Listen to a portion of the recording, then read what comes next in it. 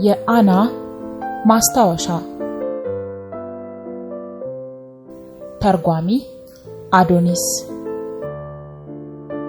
ተራኪ ሀና ፍቃዱ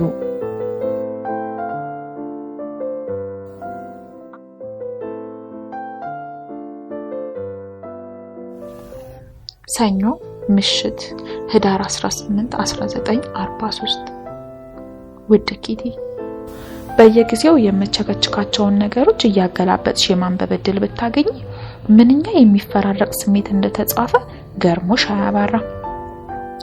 ያለውበት ሁኔታ ይህንን ያህል ተጽዕኖ እያደረገብኝ መሆኑን ሳስበው በገዛ ደካማነቴ በሰጫለሁ። በእርግጥ በተጽዕኖ ስር የዋልኩት እኔ ብቻ እንዳልሆንኩ በሚገባ አውቃለሁ። የሁላችንም ችግር ነው። በአሁኑ ሰዓት ያው አንቺም መገመት እንደምትችይው በጭንቀትና በድብርት ቱቦ ውስጥ እየፈሰስኩ ነው። ይህ ለምን እየሆነ እንዳለ እንዲህ ነው ብዬ ምነግርሽ ነገር የለኝም። ነገር ግን ዋናው ምክንያቱ የገዛ ፈሪነቴ የገዛ ድንቁጥነቴ ነው ብዬ እየተላተምኩ ነው ያለሁት ኪቲ። ከቀኑ ጭንቀቴ የሚብሰው ደግሞ የሌሊቱ ቅዠቴ ነው። አንዳንዴ እማማም አባባም በሌሉበት ብቻዬን ጨለማ ከዋጠው የአዛባ ጉድጓድ ውስጥ ተጥዬ መውጫው ጠፍቶኝ ስዳክራ ያለው። አንዳንዴ ደግሞ ጭር ባለ ጎዳና ላይ ብቻዬን ስንቀዋለል፣ ሌላ ጊዜ ደግሞ ሚስጥራዊ ቤታችን በእሳት ሲጋይ ወይ ናዚዎቹ በሌሊት መጥተው ሁላችንንም እየጎተቱ ሲወስዱን እያየሁ ስወራጭ አድራለሁ። የሚገርምሽ ነገር ኪቲ ይህ የማየው ሰቆቃ ሁሉ ልክ በእውን እየሆነ ያለ እንጂ ጨርሶ ህልም አይመስልም። እንዴት ጥርት ብሎ እንደሚታየኝ አትጠይቂኝ። ለዚህ ነው ዩዋሊደር እንጂ በቅርቡ ሁሉም ነገር በእውን ማየቴ እንደማይቀር የሚሰማኝ። ብቻ በአጠቃላይ ኪቲ ለኛም ዓለም ከእንግዲህ ተመልሳ እንደቀድሞ ኖርማል ልትሆንልን ትችል ይሆናል የሚል ህልም የለኝም። አንዳንድ ጊዜ በወሬ መሃል ሳላስበው ከጦርነቱ በኋላ የሚለውን የተለመደ አባባላችንን እጠቀማለሁ። ይሁን እንጂ በውስጤ ግን ይህ መቼም ሊሆን የማይችል ከንቱ ላማለኝ በሰማይ መሆኑ ይታወቀኛል። ወደ ቀድሞ ህይወቴ በሐሳብ እየተመለስኩ ያደኩበትን ቤቴን፣ ጓደኞቼን፣ ትምህርት ቤቴን ሳስባቸው ያንን ህይወት ያሳለፍኩት እኔ ሳልሆን ሌላ ሰው መሆን አለበት የሚል እንግዳ ስሜት ይፈታተነኛል።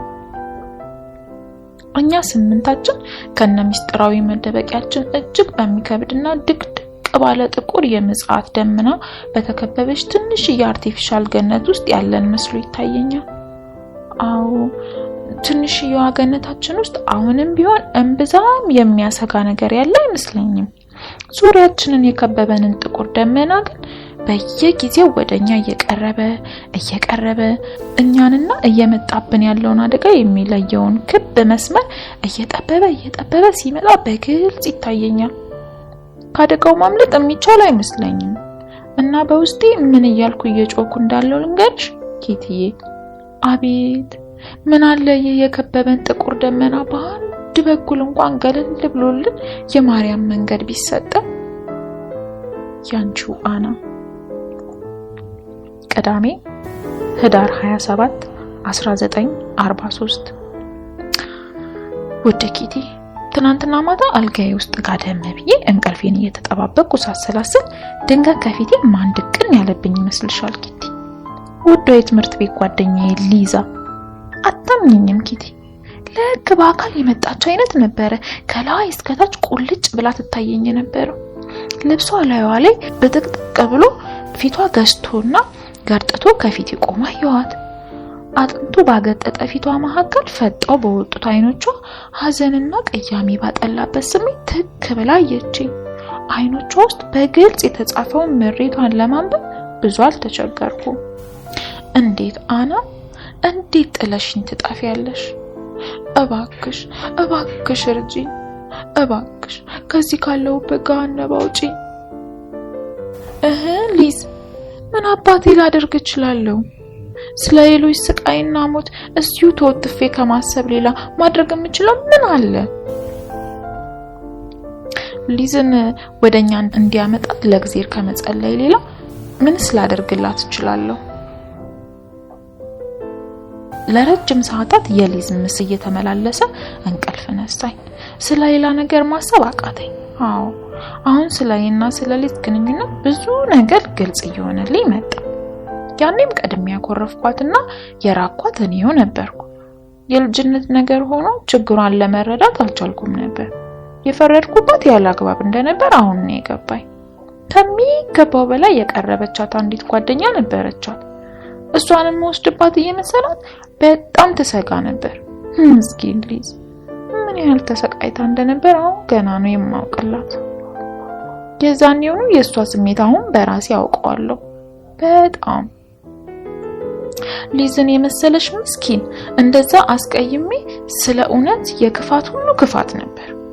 አሁን ደግሞ ይሄው ከፊቴ ቆማ በተጎሳቆሉና መሬታቸው እንዳንዳች በሚሰረስር አይኖቿ ታየኛለች። እንዴት እንደምታሳዝን ባየሻት ኪቲ። ምን ነው ልረዳት የምችልበት መንገድ በኖረኝ። ለመሆኑ አንተ እግዚአብሔር ምን ይሁን እያደረከን ያለው? እኔ እዚህ በሞቀ ቤቱ ውስጥ በሰላም እየኖርኩ እሷ እዛ ውጪ ለአሳርና ለሰቆቃ መጣሏ ምክንያቱ ምንድነው? ከሷ የምሻልበት ገድል እንደሌለኝ አውቃለሁ። እሷም ትክክል ነው ብላ የምታምንበትን ነገር ብቻ ለማድረግ የምትጥር ልጅ ናት። እኔ እንድኖር የተመረጥኩበትና እሷ በቁም ፍዳዋን እንድትዝቅ ምናልባትም ደግሞ እንድትሞት የተፈረደባት ምክንያቱ ምንድነው? ምንድነው በእኔና በሷ መካከል ያለው ልዩነት?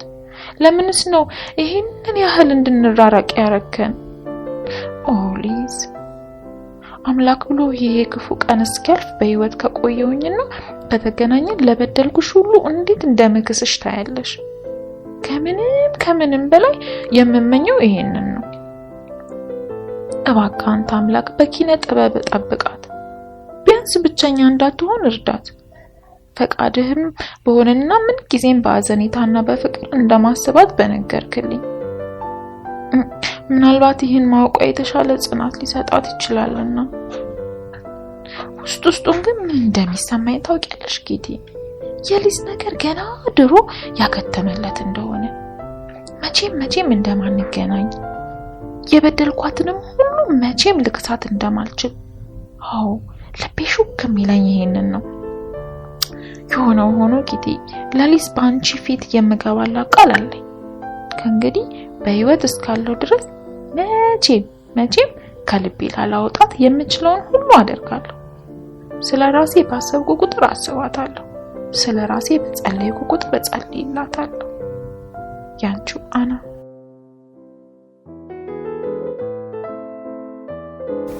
ረቡዕ ታህሳስ 22 1943 ውድ ኪቲ የጻፍኩልሽ ረጅም ቀናት አለፉኝ አይደል? ይቅርታ አድርጊልኝ። በጣም ኃይለኛ ጉንፋን ይዞኝ አሳሬን ሲያሳየኝ ስለከረመ ፋታ አጥቼ ነው። እዚህ ውስጥ ሆኖ በበሽታ እንደመያዝ ክፉ መርገምት የለም ኪቲ። በተለይ ደግሞ ከበታቻችን ካለው የእናቶ ክሌለር ቢሮ ሰራተኞቹ በሚኖሩበት ሰዓት 10 እጅ ይገስፋል። ሊያስነጥሰኝ ወይም ሊያስለኝ ገና አፍንጫዬን በላ ወይም ጉሮሮዬ ከርከር ሲያደርገኝ ምን እንደማደርግ ብታይ ስቀሽ አታባሪ። 1 2 3 ብቻ ካለውበት ቦታ እንደ ጉድ ሮጪ ፊቴን ተራስና ፍራሼ መሃል ውትፍ። ምን አባቴ ላድርግ ኪቲዬ? ቢያስነጥሰኝም ቢያስለኝም ድምጽ ወደ ታችኛው ክፍል እንዳይተላለፍ ለማፈን ከዚህ የተሻለ አማራጭ የለኝማ። የሚገርመው ነገር እንዳያስልሽም ሆነ እንዳያስነጥስሽ ጥንቃቄ ባበዛሽ ቁጥር ጭራሹኑ እየባሰበት ነው የሚሄደው። ለማንኛውም አሁን ጉንፋኑ ሙሉ በሙሉ ለቆኛል። ሌላው እንግዲህ ቁመቴ በ1 ሴንቲሜትር ክብደቴ ደግሞ በ2 ፓውንድ ጨምሯል። ፊቴ ከፀሐይ ብርሃን ማጣት ገርጥቷል። የማንበብና የማወቅ ፍላጎት ከዕለት ወደ ዕለት እያየለ ነው። ይሄ ሰሞን የሚስጥራዊ ቤት ነዋሪዎች ሁሉ ምን እንደታየን እንጃ በማከላችን ስምምነት ቢጤ እየታየ ይመስላል። ጎሽ ቢያንስ ለለውጥ ያህል የወትሮውን ትርክና ጭቅጭቅ አሁን አይሰማም። ላለፉት በርካታ ወራት በቤታችን ውስጥ እንዲህ ያለ ሰላም ታይቶ አያውቅም። በተረፈ የአየሩ ሁኔታ ጨፍጋጋ ነው። ምድጃው ይተነፍጋል። የአብዛኞቻችን ሆድ ይጮሃል። በታላቁ ጉጉትና ናፍቆት የምንጠብቀው የብረ ብሔሩ ጦር ወረራ ጭራሹን ሰጥ ብሏል። ሞራራችን ላሽቋል። ያንቺው አና።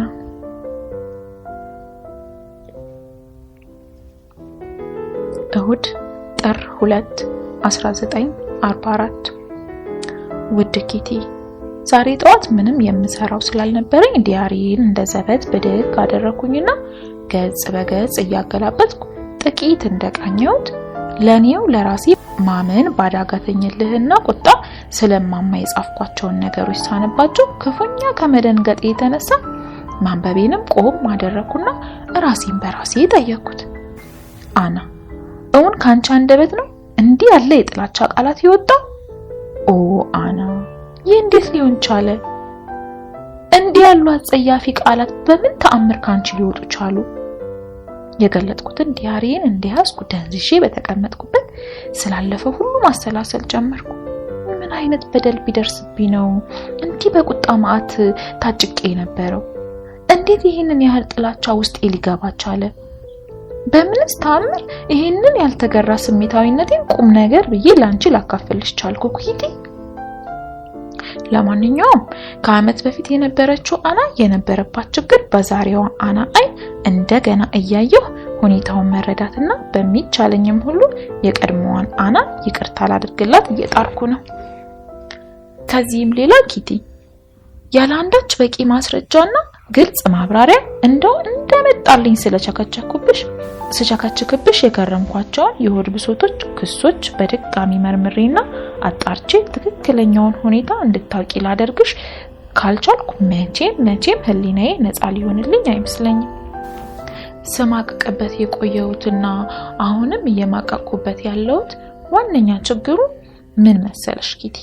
ነገሮችን ሁሉ ከራሴ አንፃር ብቻ እየተመለከትኩና ከሌላኛው ሰው አንፃር መመልከት አይቻለኝ ዘንድ ክፉኛ በተጨፈኑ አይኖቼና በአንድ ወገን በደደረ ህሊናዬ ተዛባ ፍርድ የሰጠው ተበዳይነቴን ብቻ ማንጎራጎሬና በዳይነቴን መቼም አስቤው ያለማወቄ ነው።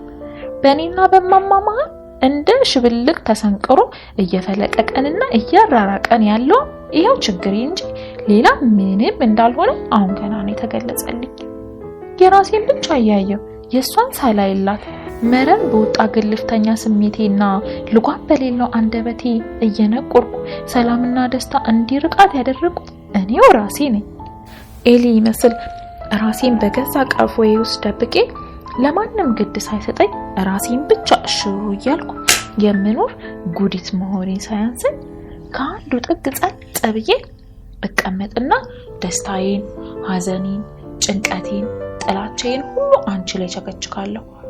እርግጥ ነው አንቺ ውድ ዲያሪ ላይ የጻፍኳቸው ነገሮች ምንም ይሁኑ ምን ዲያሪ ሊኖረኝ መቻሉ በራሱ የሚሰጠኝ ደስታና ኩራት በቃላት ሊገለጽ የሚችል አይደለም። ያሳለፍኳትን እያንዳንዷን ቀንና በእለቱ የነበርኩበትን ጥሩም ሆነ መጥፎ ስሜት እንደገና እየመለሰ እንደ መስታወት ቁልጭ አድርጎ የሚያሳየኝ ዲያሪ ከምንም በላይ የምኮራበት ትልቁ አርቴ ነው። ይህ እንዳለ ሆኖ ግን አሁን እያገላበጥኩኝ ሳየው ከጻፍኳቸው ምሬቶች አብዛኛዎቹ ላይ ይህ አሁን ያለፈና የተፈታ ችግር ነው የሚል ማስታወሻ ምልክት ለመጻፍ የሚያስችለኝ በቂ ምክንያት አለኝ። እማማ ላይ አራስ ነብር ሆኜባት ነው የኖርኩት። አሁንም አልፎ አልፎ የምሆንባት ጊዜ አለ። እርግጥ ነው እማማ እኔን ፈጽሞ ተረድታኝ አታውቅም፣ ግን እኔም በደንብ ተረድቻት አውቃለሁ ለማለት አልደፍርም። አሁን አንድ በእርግጠኝነት ልለው የምችለው ነገር አለ። እማማ እጅግ በጣም ትወደኛለች፣ በጣምም ትሳሳልኛለች። ይህ እንዳለ ሆኖ በእኔ የተነሳ ብዙ አላስፈላጊ ጸቦችና ንትርኮች ውስጥ ስትገባና ስትወጣ እንደኖረችም አውቃለሁ። በዚህ ላይ ያለንበት አጠቃላይ ሁኔታ በችግር የተሞላ መሆኑ የሚጭንባት ጭንቀትና ብስጭት ሲጨመርበት እኔ ላይ በየጊዜው ማንቧረቋ ፈጽሞ ሊገርመኝና ልፈርድባት የማይገባ መሆኑን መገንዘብ ነበረብኝ። ምክርም ይሁን ወቀሳ ይሁን ቁጣም ይሁን ብቻ እኔም በተመለከተ ከማማ አፍ ለሚወጡት ማናቸውም አይነት ቃላት ከሚገባው በላይ ትኩረት እሰጣለሁ። በቀላሉ ስሜቴ ይጎዳል፣ ቶሎ ግልፍ ይለኛል እና በባሰ እልህና ኃይለ ቃል ጨዋነት የጎደለው መልስ እሰጣታለሁ። መቼም ልትለምደው ያልቻለችውና ሁሌ እንደ አዲስ ቀልቧ ክፍፍ የሚልበት ይህ አይነቱ ሁኔታዬ ደግሞ በበኩሉ እማማ ክፉኛ ያስቀይማታል፣ በእጅጉም ታዝንብኛለች። ብቻ ምን አለፋሽ ኪቲ፣ ባጭሩ ንገሪኝ ካልሽኝ የሆድ ብሶት ኳስሽን እየወረወረብሽና የተወረወረልሽን የሆድ ብሶት ኳስ እየቀለብሽ የምትፎካከሪበት አስቀያሚና አሰልቺ ጨዋታ ነው። ለኔም ለሷም ጥሩ አልነበረ። ሁለታችንም በጣም ተቆርጠንበታል። ደግነቱ እግዚአብሔር ይመስገን አሁን ያ ሁሉ እያለፈ ይመስለኛል። ኪቲ እማማ በኔ ተሳ እንባዋን የምታፈስበት ጊዜ እዚህ ላይ ያበቃል። አሁን እኔም እየበሰልኩና በመጠኑም ቢሆን ክፉና ደጉን እየለየው ነው። እማማም እንደቀድሞ በትንሽ በትልቁ መከፋቷንና መነጫነጯን የተወች ይመስላል። አሁን የሚያናድድ ነገር ሲገጥም እንኳን ስሜቴ መቆጣጠርና ትንፍሽ ሳልል አፌን መዝጋት ችዬበታለሁ። እማማም እንደዛ። ስለሆነም በሁለታችን መሃል ያለው ክፍተት እየጠበበ እናትና ልጅነታችንም ለመጀመሪያ ጊዜ የተፈጥሮ ለዛውን እየያዘ መጥቷል ለማለት እችላለሁ። ያንቺው አና። ውድ ኪቲ፣ ዛሬ የምነግርሽ 2 ሚስጥሮች አሉ። የግድ ቢያንስ ለአንድ ወዳጅ መተንፈስ እንዳለብኝ ስለተሰማኝ ነው። ለዚህ ደግሞ ካንቺ የተሻለ ማን አለኝ ኪቲ? የመጣው ቢመጣ ሚስጥር አሳልፈሽ እንደማትሰጪ አውቃለሁ። አንደኛው ስለማማ ነው። ብቸኛ ጓደኛዬና የሚስጥሪ ተካፋይ ካደረኩሽ ጀምሮ ስለማማ ምን ያህል እንዳማረርኩልሽ ታውቂያለሽ። ከዚህም ሌላ በሚቻለኝ ሁሉ እንደገና ጥሩ ልሆንላት እየጣርኩ እንዳለው ታውቂያለሽ። ታዲያ ይገርምሻል ኪቲ፣ እማማ የሚያጥራት ምን እንደሆነ አሁን በድንገት ግልጽ ሆነልኝ። እማማ እኔና ማርቆትን እንደ ልጆቿ ሳይሆን እንደ ኩያ ጓደኞቿ ነው የምታየን። ይህ የኔ ግምት ሳይሆን እማማ ራሷ ባፏ የተናገረችው ነው። በእርግጥ ነው እኛን እንደ ጓደኞቿ ማየቷ የራሷ የሆነ በጣም ደስ የሚል ነገር አለ።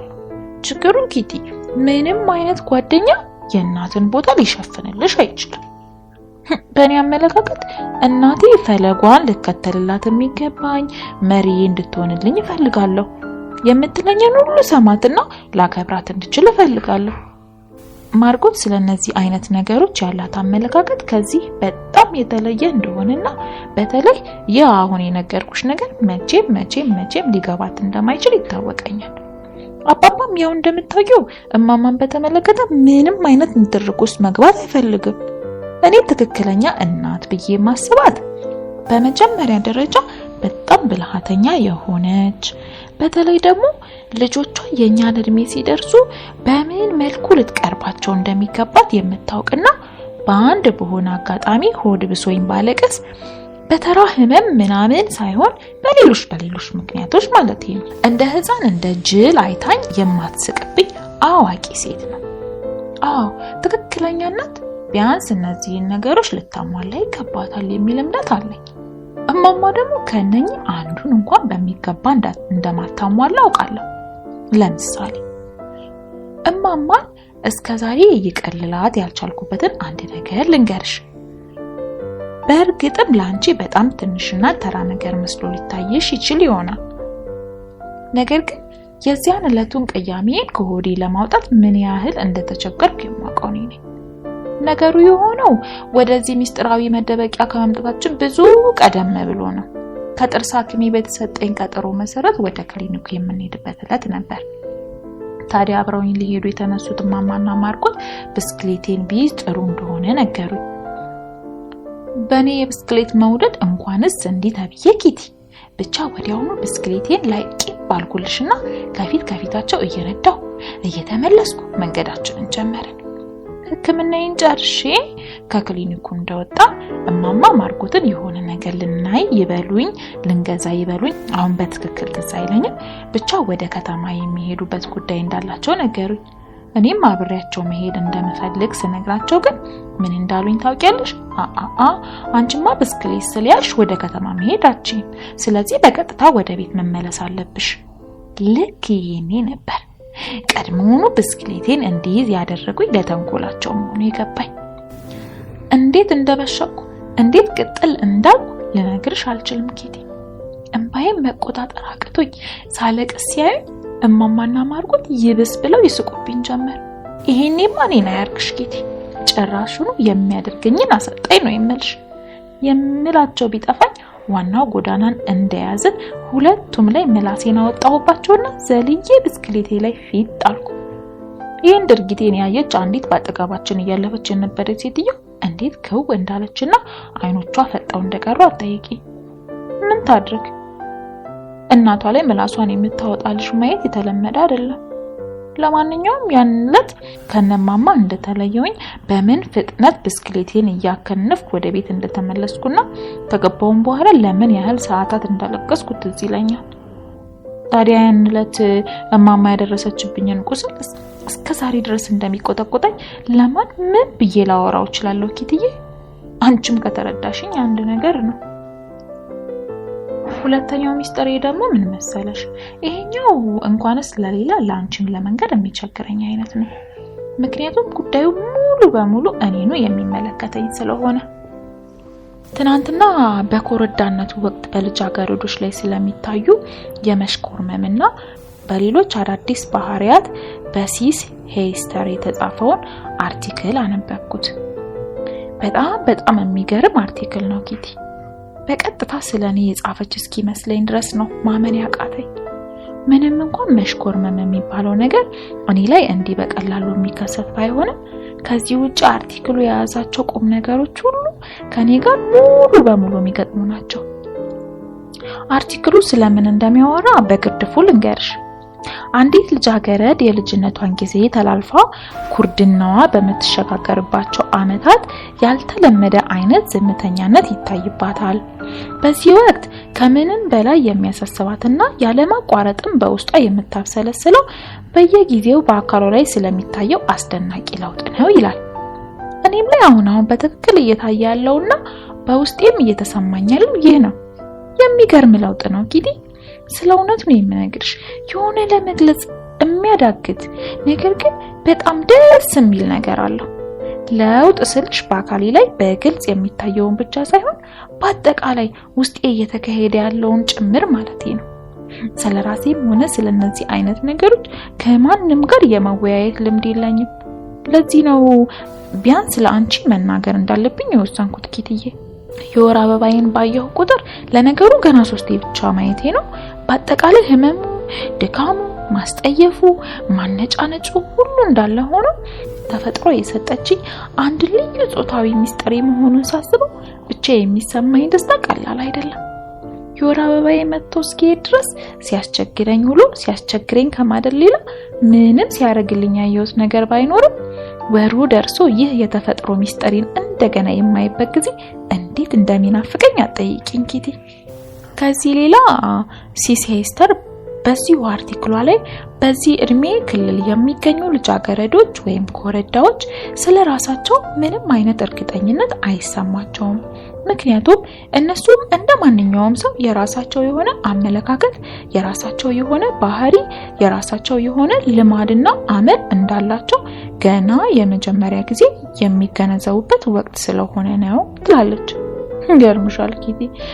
ሲስ ሄይስተር ያለችው ይህ ነገር እኔ ላይ ግን በአብዛኞቹ ልጃገረዶች ላይ ከሚከሰትበት ጊዜ ቀደም ብሎ ነበር የተከሰተው።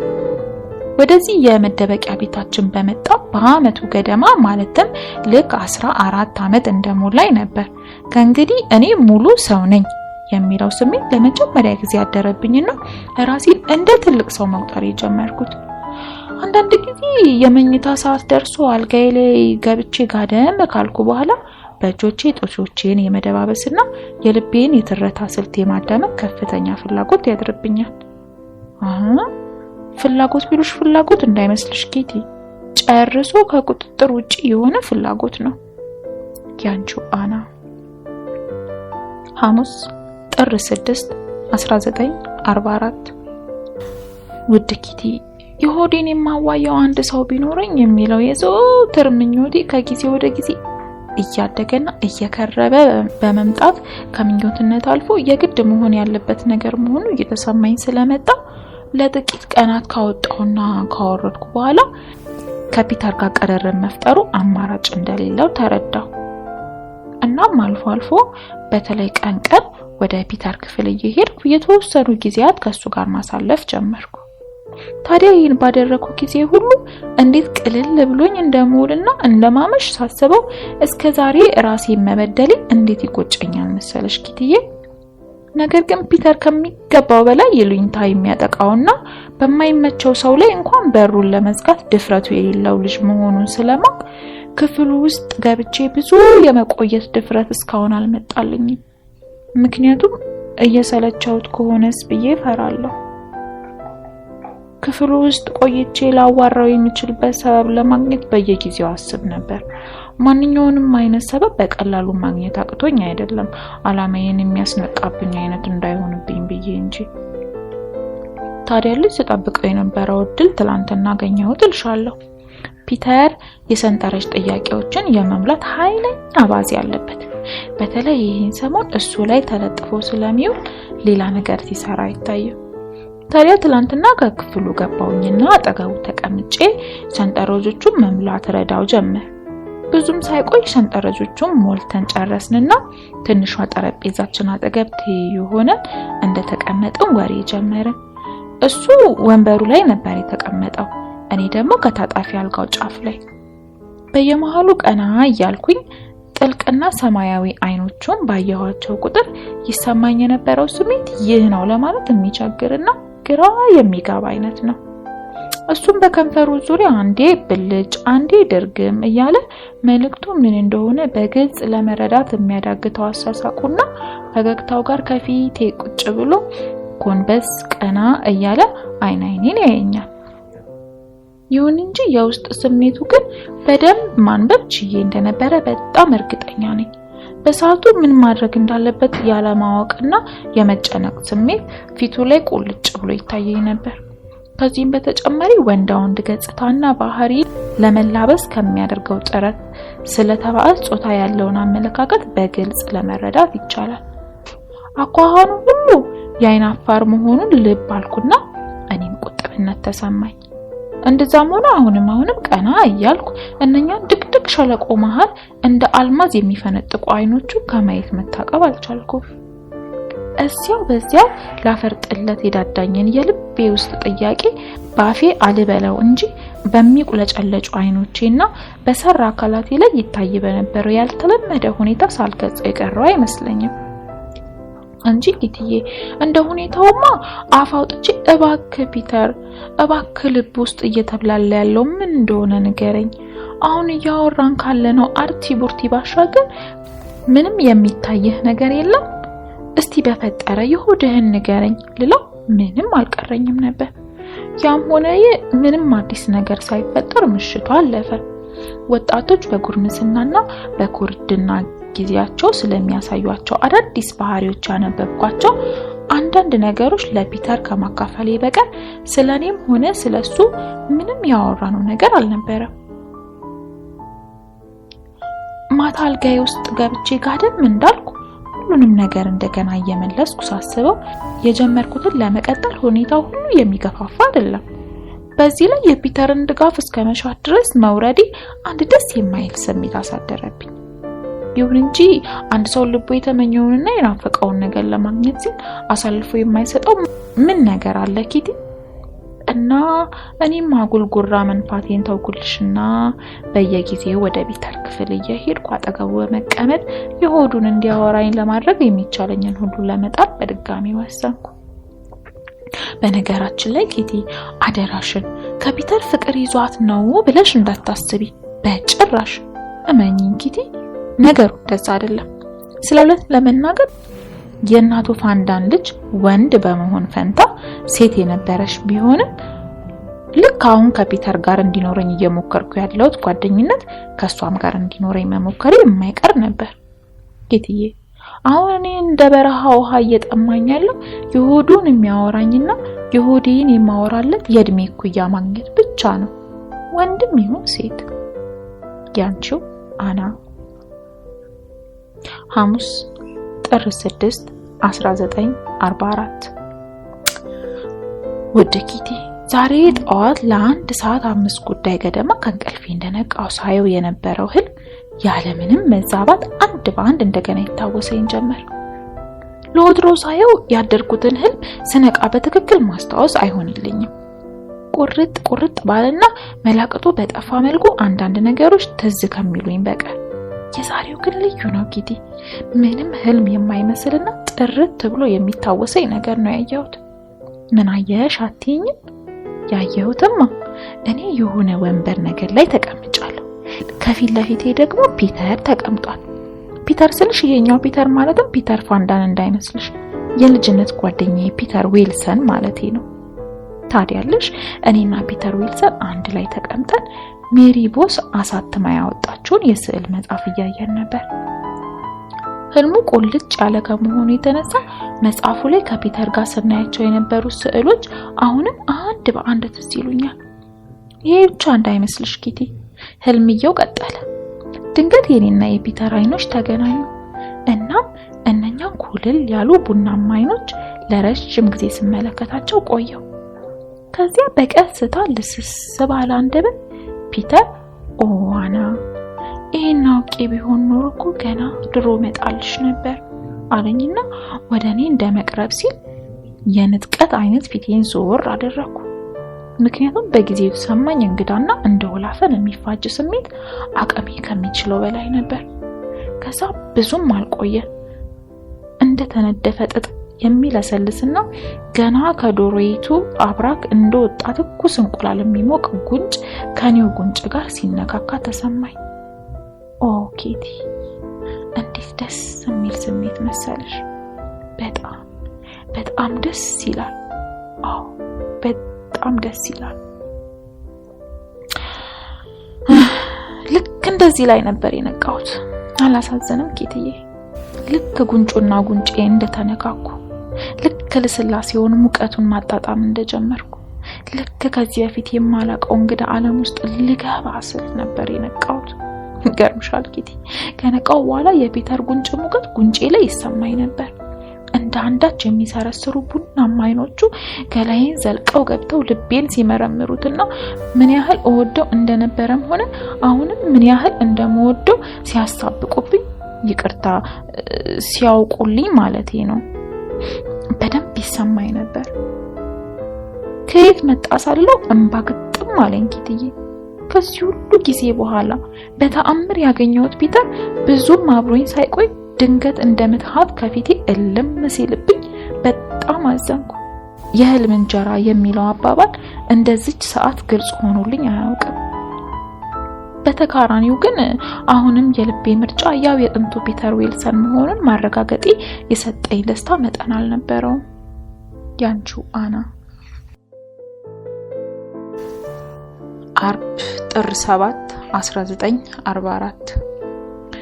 ውድ ኪቲ፣ ምን ደደቧ ነኝ በእናትሽ!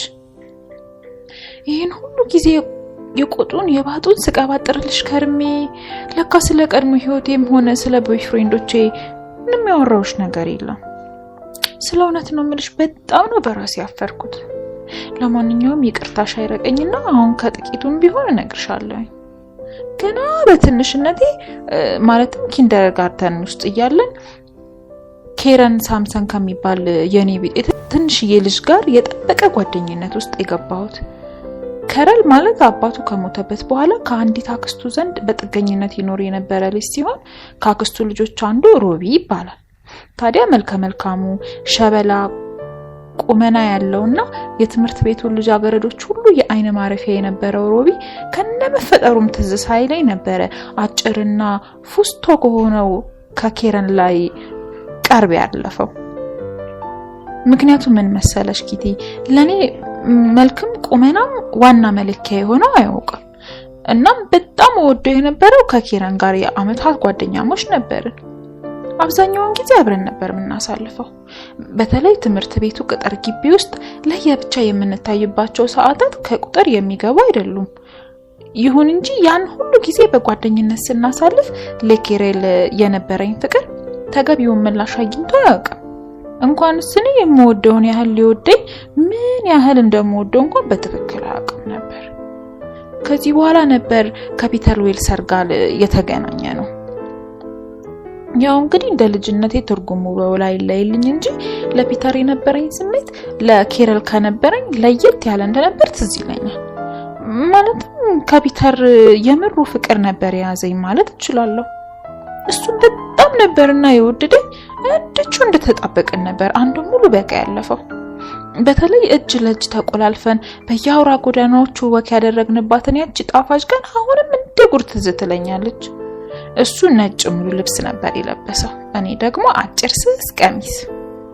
ክረምቱ አልቆ ትምህርት ቤት ሲከፈት ግን እኔ ከ5 ወደ 6 ስለነበር የተዛወርኩት እዛው አንደኛ ደረጃ ትምህርት ቤታችን ውስጥ 6ኛ ክፍል ስመዘገብ ፒተር ከ6 ወደ 7 ስለነበር የተዛወረው 2ኛ ደረጃ ትምህርት ቤት ተመዘገበ። ከዚያ በኋላ ከትምህርት ቤት መልስ ወይ እሱ ወደ እኔ እየመጣ አሊያ ደግሞ እኔ ወደ እሱ እየሄድኩ ካልሆነ በቀር መገናኘት አስቸጋሪ ነበር። ፒተር እንዴት የሚያምር ልጅ መሰለሽ ኪቲ! ረጅም ቁመቱ፣ ሸንቃጣ ሰውነቱ፣ ልቅም ያለ መልኩ፣ ጠቆርቆር ያለና የሚያብረቀርቀው ጸጉሩ፣ የጎመራ የወይን ፍሬ አይነት ቡናማ ቀለም ያላቸው አይኖቹ፣ ሰልካካ አፍንጫ፣ ብቻ ምን ልበልሽ የሆነ ልብ የሚያሸፍት ነገር አለው። ደግሞ ከምንም በላይ ናላይን ያዞረው የነበረው ምን እንደሆነ ልንገርሽ ኪቲዬ፣ አሳሳቁ። በተለይ የሆነ ተንኮል ሲያስብ ወይ ማብሸቅ ሲፈልግ የሚስቀው አሳሳቅ። ለክረምቱ ረፍት ትምህርት ቤታችን የተዘጋ ጊዜ እኔ ባላገር ውስጥ ወደሚኖሩ ዘመዶቻችን ነበር የሄድኩት። ረፍቴን ጨርሼ ስመለስ ግን ፒተር ቦታ ቀይሮ ጠበቀኝ። ላገኘው ከቤቱ የሄድኩ ጊዜ በፒተር ፋንታ ከሱ በእድሜ በጣም የሚበልጥ አንድ የማላውቀው ልጅ ነበር ያጋጠመኝ። እንደሚመስለኝ በኋላ ከሰማኋቸው ነገሮች እንዳረጋገጥኩት ይህ ልጅ ፒተርን ከእንደኔ አይነቷ ምራቋን ካልዋጠች ውጫጭ ጋር ጊዜውን ማጥፋት እንደሌለበት ክረምቱን ሙሉ ሲመክረው ነበር የቆየው። በምን እርግጠኛ ሆንሽ አትይኝም? መሽቶ ተለያይተን ነግቶ እስክንገናኝ ቀኑን የማናምነው ፒተር ድንገት ከምድር ተነስቶ አይንሽን ላፈር ያለኝ። ግን ከመጠን በላይ አፍቅሬው ስለነበር እውነታውን መቀበል አልፈለኩም። እንዳይርቀኝ ለማድረግ የተለያየ ሙከራዎችን አደርግ ጀመር። በኋላ ግን አንድ ነገር እያሳሰበኝ መጣ። እንዲናውኑ በየሄደበት ስሩ ማለቴን ከቀጠልኩኝ በቅርቡ የፒተር ጭራ የሚል ቅጽል ስም እንደሚያወጡልኝ ታወቀኝ። እናም ሳልወድ በግዴ እኔም እርግፍ አድርጌ ተውኩት። አመታቱም አንድ እያሉ ያልፉ ጀመር። ፒተር በእድሜ ከሚቀራረቡት የተለያዩ ልጃገረዶች ጋር መታየቱን ቀጠለ። እኔን እስከ ሰላምታውም ዘጋኝ። ይገርምሻል ኪቲ፣ እኔ ግን ፈጽሞ ልረሳው አልቻልኩም። የነበርኩበትን ትምህርት ቤት ለቅቄ አይሁዶች 2ኛ ደረጃ ትምህርት ቤት የገባው ጊዜ አብዛኛዎቹ የክፍላችን ጎረምሶች ያተኩሩብኝ እንደነበር አስታውሳለሁ። ከነበርነው በርካታ ልጃገረዶች መካከል የበለጠ ትኩረት ማግኘቴ ይሰጠኝ የነበረው ደስታ ቀላል አልነበረም። ደስታ ብቻ ሳይሆን ክብርም ይሰማኝ ነበር። በተረፈ ግን እንዲነካኝ ድሉን የሰጠሁት ማንም ወንድ አልነበረም። በተለይ ወደ በኋላ ላይ አንድ ሃሪ የሚባል ልጅ እንዴት ክንፉን ጥሎልኝ እንደነበረ ትዝ ይለኛል። ግን ያው እንደነገርኩሽ ከፒተር በኋላ ፍቅር ይዞኝ አያውቅም። አንድ አባባል አለ ኪቲ፣ ጊዜ የማይሽረው ቁስል የለም ይባላል። እኔም ላይ የታየው መጀመሪያ ላይ ይሄንኑ የሚያረጋግጥ ይመስል ነበር። ፒተርን ከናካቴው የረሳሁትና ፍቅሩም ከልቤ ውስጥ ሙጥጥ ብሎ ይወጣልኝ ነበር የመሰለኝ። ለካስ ትዝታው በአይምሮዬ ጓዳ ውስጥ ተደብቆ ይኖር ኑሮ አንዳንዴ ሳላስበው ለኔ ለራሴ ግራ እስኪገባኝ ድረስ ከፒተር ጋር በማያቸው ልጃገረዶች የምቀናበት ጊዜ ብዙ ነበር። እነዚህም ነበር ፒተርን መውደድ ያቆምኩት ወይም ደግሞ ያቆምኩ የመሰለኝ። ነገር ግን በተቃራኒው የሆነው ምን መሰለሽ ኪትዬ፣ እኔ እያደግኩና እየበሰልኩ በሄድኩ ቁጥር ለካስ ለፒተር የነበረኝ ፍቅርም አብሮኝ እያደገ ወይም ደግሞ ተከድኖ እየበሰለ ነበር።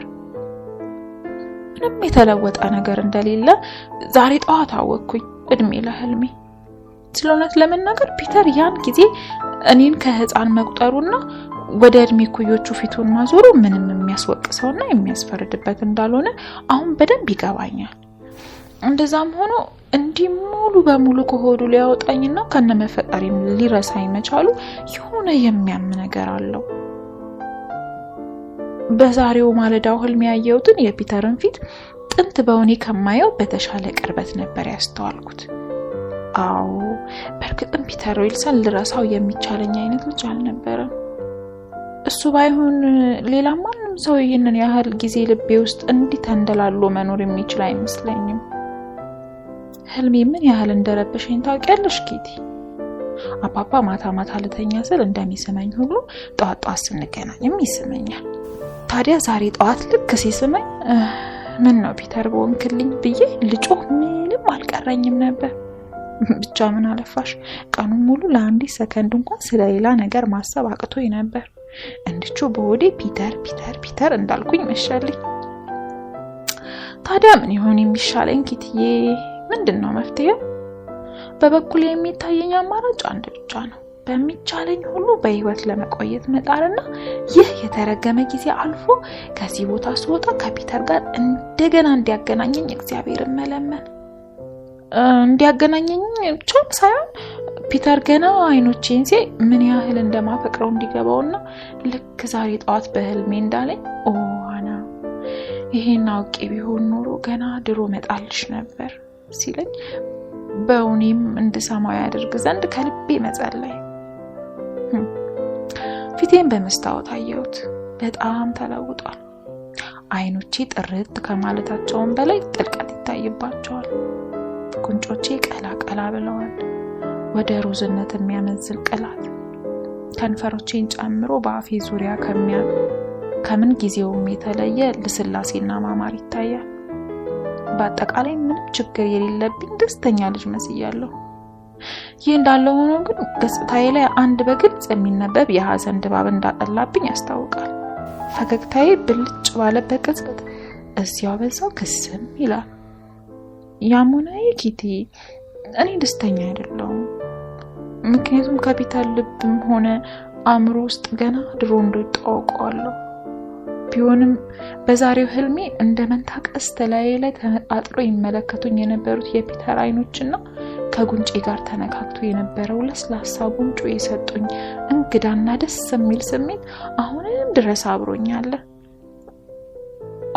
ፒተር ባደርግ ይሆን አይምሮዬ ውስጥ ከሚዋልለው ምስልህ ጨርሼ መገላገል የምችለው?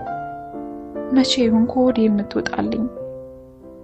በሌላ ልተካ የምችልበት ጊዜ ይመጣ ይሆን? እወድሃለሁ ፒተር፣ ከምንም ነገር በላይ እወድሃለሁ። ለአመታት ልቤ ውስጥ ሲያድግ የኖረው ፍቅር ከእንግዲህ ማደጉን መቀጠል የሚችልበት ቦታ እንኳን እስከሚጠበው ድረስ ነው ገዝፎ ያለው። አሁን የቀረው ከልቤ ውስጥ ፈንድቶ በመውጣት ለሀገር ምድሩ ይፋ መሆን ብቻ ነው። የሆነለት ጉዴ ፈላ። ነገር ከሳምንት በፊት እንደውም ትናንትና እንኳን አንድ ሰው ከነበሩ ወንድ ጓደኞች መካከል ባገባው ይስማማኛል ብለሽ የምታስቢው ማንኛውን ነው ብለው ቢጠይቁኝ እኔ እንጃ ነበር መልሴ ሊሆን የሚችለው። አሁን ግን ጮክ ብዬ ምን እንደመመልስ ልንገርሽ ኪቲ፣ ፒተር ነው።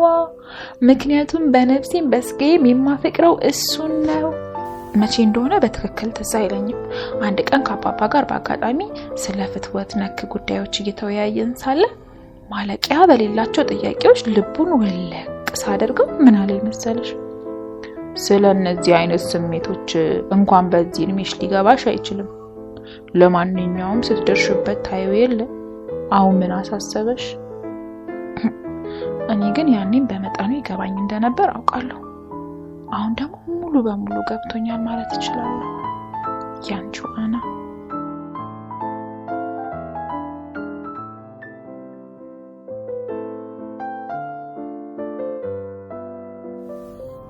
ረቡዕ ጥር 12 1944 ውድ ኪቲ፣ ይሄን ሰሞን ደግሞ ወዲህ ከመምጣታችን በፊት የነበረኝ የዳንስ አባዜ አገርሽቶብኝ እየወዘወዘኝ ነው።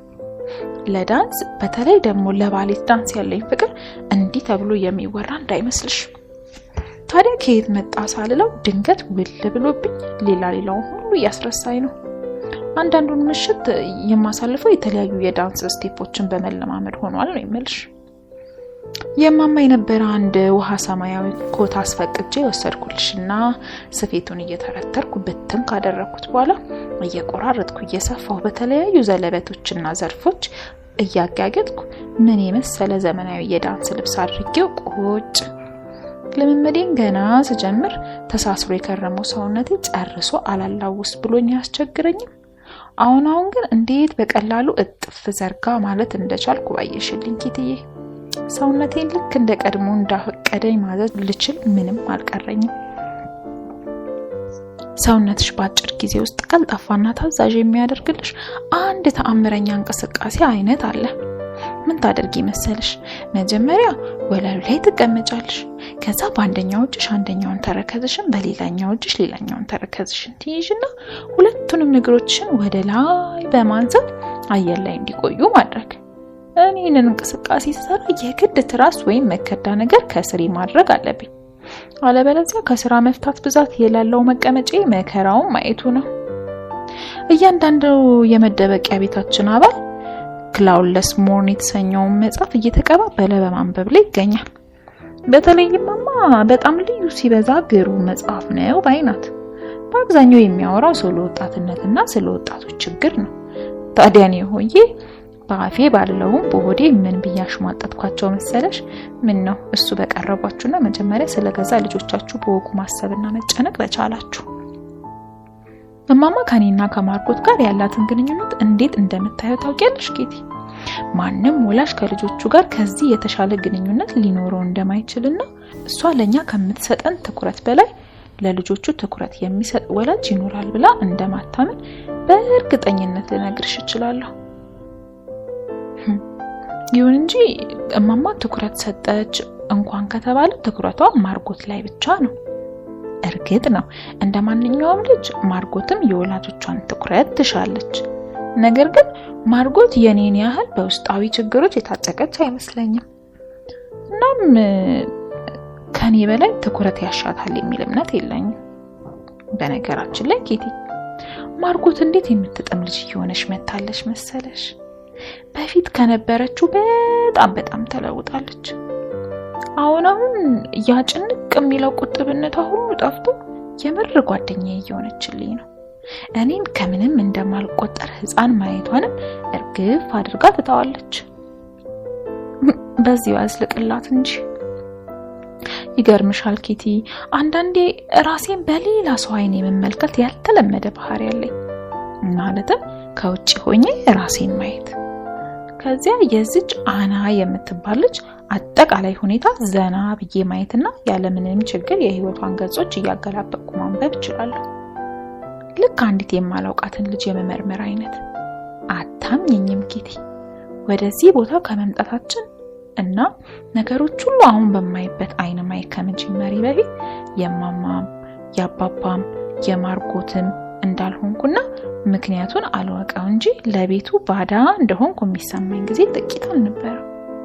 እንደውም አንዳንዴ ልክ ወላጅ አልባ ወይም የሙት ልጅ እንደሆንኩ አይነት የማስመስልበት ጊዜም ነበር። በኋላ ነው ራሴን ተቆጥቼና ራሴን በራሴ ቀጥቼ ከዚህ አጉል ስሜት መላቀቅ የቻልኩት። ማለትም እንደውነቱ ምንም ያልጎደለኝና የታደልኩ ልጅ ሆኜ ሳለ አጉል በሆነ ራስን የማሞላቀቅና ራስን እሽሩሩ የማለት አመል መታሰሪ የሌላ የማንም ሳይሆን የኔው የራሴ ጥፋት መሆኑን በግልጽ ለራሴ ነገርኩት።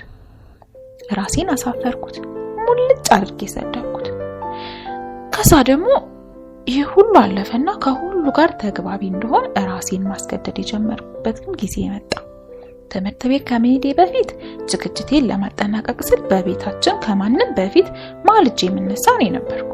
ታዲያ ምንጊዜም ከታች ሳሎን ውስጥ እየተንጎራደድኩኝ ሳለሁ መኝታ ቤቶቻችን ሁሉ ፎቁ ላይ ናቸው።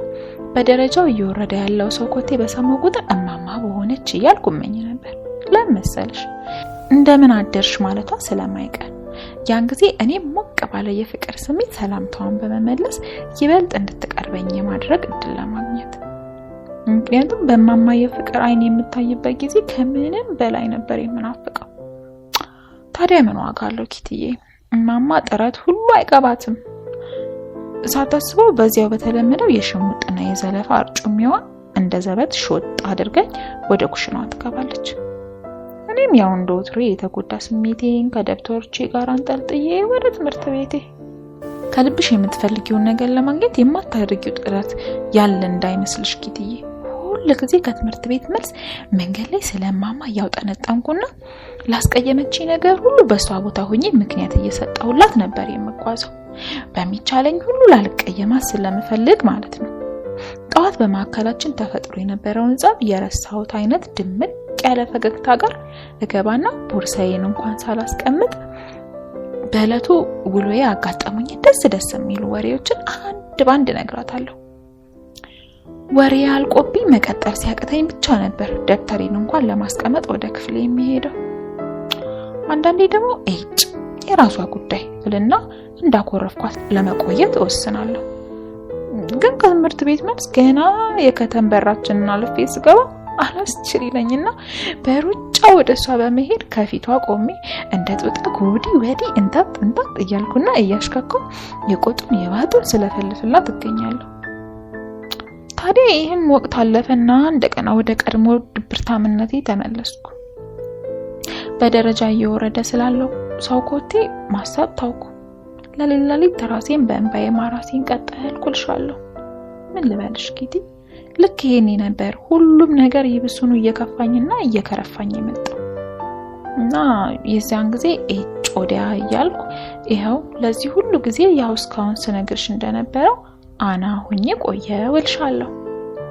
አንቺ ችግሬን እግዚአብሔር አየልኝ መሰለኝ ረዳትም የሆነኝን ፒተርን ሰጠኝ። አደራሽን ኪትዬ የትኛው ፒተር ብለሽ እንዳትጠይቂኝ፣ የራስሽን ግምት ውሰጂ። የአንገት ጌጤ ያህል ቀርቦኛልና እቅበል አድርገው ልስመው ፈልጋለሁ። እና ያሉትን ቢሉ ጉዳይ አይደለም። አሁን ፒተር የኔ ነው። ይህ መሆኑን የሚያውቅ ደግሞ ከኔ በቀር ማንም የለም ብዬ አስባለሁ። በዚህ መልኩ ብቻ ይመስለኛል ሊደፈጥጠኝ እየሞከረ ካለው የህይወት ጫና ልቋቋም የምችለው። 14 ዓመቷን እንኳን ገና በቅጡ አጣጥማ ባልጨረሰች አንዲት ልጃገረድ ነፍስ ውስጥ ይህ ሁሉ የመንፈስ ጦርነት ሊካሄድ ይችላል ብሎ የሚያስብ ማን ይኖራል? ያንቺው አና። ቅዳሜ ጥር 15 1944። ውድ ኪቲ፣ እዚህ ቤት ውስጥ የማያቋርጥ የሚነሱትን ጸቦች እና ጭቅጭቆች ላንቺ በየጊዜው ቃል በቃል መንገሩ አስፈላጊ እንዳልሆነ እየታየኝ ስለመጣ አንድ ነገር ብቻ ልንገርሽና ቀሪን ሁሉ አንቺ ራስሽ መገመት ትችያለሽ። ቂቤና ዘይት ሳይቀር ያሉንን ነገሮች ሁሉ እስከ መከፋፈል ደርሰናል። የየራሳችንን ምግብ ማብሰል ጀምረናል። እኛ የራሳችንን፣ ፋንዳኖችም የራሳቸውን፣ አቶ ዱሴልም የራሱን ማለት ነው። አጠቃላይ ስዕሉ ታየሽ አይደል ኪትዬ? የማማ ልደት እየተቃረበ ነው። በዚህም ምክንያት አቶ ክሌር ለማማ ከወትሮ ኮታዋ ተጨማሪ ስኳር አምጥቶላታል። ይህንን ያወቁት ፋንዳኖች ቅናታቸውን መደበቅ አልቻሉም። ምክንያቱም ወይዘሮ ፋንዳን ልደት ጊዜ አቶ ክሌር እንዲህ አይነት ውለታ አላደረገላቸውም ነበር። ግን እንዲህ በሆነ ባልሆነው ከመናቆርና ከመጠማመድ የሚገኘው ጥቅም ምንድነው? አንድ በእርግጠኝነት ልነግርሽ የምችለው ነገር ፋንዳኖች ከመቼውም በላይ ትክት ብለውናል። እንዲህ በቀላሉ እውን ሊሆንላት የማይችል ጉዳይ ነው እንጂ እማማ ምኞቷን በግልጽ ተናግራለች። ከፋንዳኖች ጋር ከዚህ በኋላ 15 ቀን እንኳን መቆየት እንደማትፈልግ። አሁን መላልሼ ራሴን እየጠየቅኩ ያለሁት አንድ ነገር አለ ኪቲ። ከማን ይሁን ከማን ጋር አንድ ቤት በጋራ መጠቀም የኋላ እንዲህ ያለ ችግር ማስከተሉ የማይቀር ነው ማለት ነው? ወይስ እኛ በአጋጣሚ እድል ለቢሶች ሆነን ነው? ወይስ ለኛ አዲስ ሆኖብን እንጂ አብዛኛው ሰው እንዲህ ራስ ወዳድና ተተናኳሽ ተናዳፊ ነው ማለት ነው? ለማንኛውም በመጠኑም ቢሆን ስለ ሰው ልጆች ጥናት ማድረግና ስለ ተለያዩ ሰብአዊ ባህሪያት ለማወቅ መጣር በጣም አስፈላጊ ነው ብዬ አምናለሁ። እኔ በበኩሌ የሚበቃኝን ያህል ጥናት ያደረኩና የሚበቃኝን ያህል ግንዛቤ ያገኘው ይመስለኛል። በጣም ወረደ እኛ እርስ በርስ ተናቆርንም አልተናቆርንም፣ ነፃነትና ንጹህ አየር ናፈቀንም አልናፈቀንም፣ የሁሉ ሊለውጥ የሚችለው የውጭ ጦርነት ያው እስካሁን በነበረበት ሁኔታ እንደተፋዘዘን ያለው። ስለዚህ ብናውቅበት ለሁላችንም የሚበጀን ወረራው ተጀምሮና ጦርነቱ አልፎ ወደየነበርንበት እስክንመለስ በሚቻለን ሁሉ የዚህ ቦታ ቆይታችንን የተሻለ ለማድረግ መጣር ነው። ይህ እንግዲህ ምኞቴና ስብከቴ መሆኑ ነው። እሺ ኪትዬ፣ እንጂ የሆድሽን ንገሪኝ ካልሽኝ እዚህ ቦታ ከዚህ በኋላ ለረጅም ጊዜ ከቆየው እርገቴ ሁሉ ድርቅ እንዳጠቃው አዝመራ ጫጭቶ እንደሚቀር ነው የማምነው። የእድሜ ልክ ምኞቴን ደግሞ አንቺም ታውቂዋለሽ ኪትዬ። አንገቷን ቀና አድርጋ ዓለምን በሙሉ አይኗ ማየት የምትችል የምትሄድበትን የምታውቅና አረማመዷም እርግጠኝነት የሚታይበት ለነጎድጓድም ሆነ ለመብረቅ የማደነግጥ ብቻ ምን ልበልሽ ይህ ቀራት የማትባል ምሉ ሴት መሆን ነው የምፈልገው። ያንቺው አና። ቅዳሜ ጥር 22 1944። ውድ ኬቲ፣ ለምን ይሁን በእናንተ ሰዎች ትክክለኛ ስሜታቸውን ለመደበቅ ያቅማቸውን ሁሉ የሚጠሩት? እኔ ራሴስ ለምን ይሁን ከሰዎች ጋር በሆንኩ ጊዜ ሁሉ መሆን ያለብኝን ትቼ የተለየ ባህሪ የሚይዘው? ለምን ይሁን ሰዎች ስንባል አንዳችን በሌላኛችን ላይ ያለን እምነት እንዲያሳሳው? ያላንዳሽ ምክንያት ሁሉ ሊሆን እንደማይችል አውቃለሁ። ያም ሆኖ አንዳንዴ ምን እንደማሰብ ታውቂያለሽ ኬቲ? መቼም ቢሆን በሰዎች ላይ የራሴ በምትያቸው የቅርብ ሰዎች እንኳን እምነት ሊኖርሽ እንደማይችል ስታውቂ በጣም የሚያስፈራና የሚያስጨንቅ ነገር አለው። ከበቀደሙ ህልሜ በኋላ ብዙ ሳላድግ ቀረው ብለሽ ነው ኬቲዬ? ለኔ እስካልመሰለኝ ድረስ የማንንም ስሜት በይሉኝታ የማስተናግድም ሆነ ለምሳሌ ያህል መጋራት እየተውኩ ነው። ለምሳሌ ፋንዳኖች የነበረኝ አመለካከት እንኳን ተቀይሯል ብልሽ ምን ትያለሽ? በእኛና በእነሱ መካከል እስካሁን የነበረውን ንትርክና መናቆር ሁሉ ድንገት ከየት እንደመጣልኝ በማላውቀው የተለየ እይታ መመልከት ጀምሬያለሁ። ብቻ ምን ልበልሽ፣ በአጠቃላይ እንደበፊቱ በጭፍን መፍረድ እየተውኩ ነው። እንዴት ይሄንን ያህል ልለወጥ እንደቻልኩ ለኔ ለራሴም ይገርመኛል ኬቲ። ብቻ ድንገት ምን ብልጭ አለልኝ መሰለሽ? እማማም ስሜቷን ማቀብና ባህሪዋን እንደየሁኔታው ማረቅ የምትችል ቢሆን ኖሮ ከፋንዳኖች ጋር የሚኖረን ግንኙነት ከዚህ በጣም የተለየ ሊሆን ይችል ነበር። እርግጥ ነው ወይዘሮ ፋንዳን ጥሩ ሰው ናት ልልሽ የምችልበት አንድ ምክንያት አይኖረኝም። ይሁን እንጂ የማማን ባህሪ ትንሽ አስቸጋሪ መሆኑን ነው አሁንም ቢሆን እንደ ችግሩ ዋነኛ ምክንያት የማየው።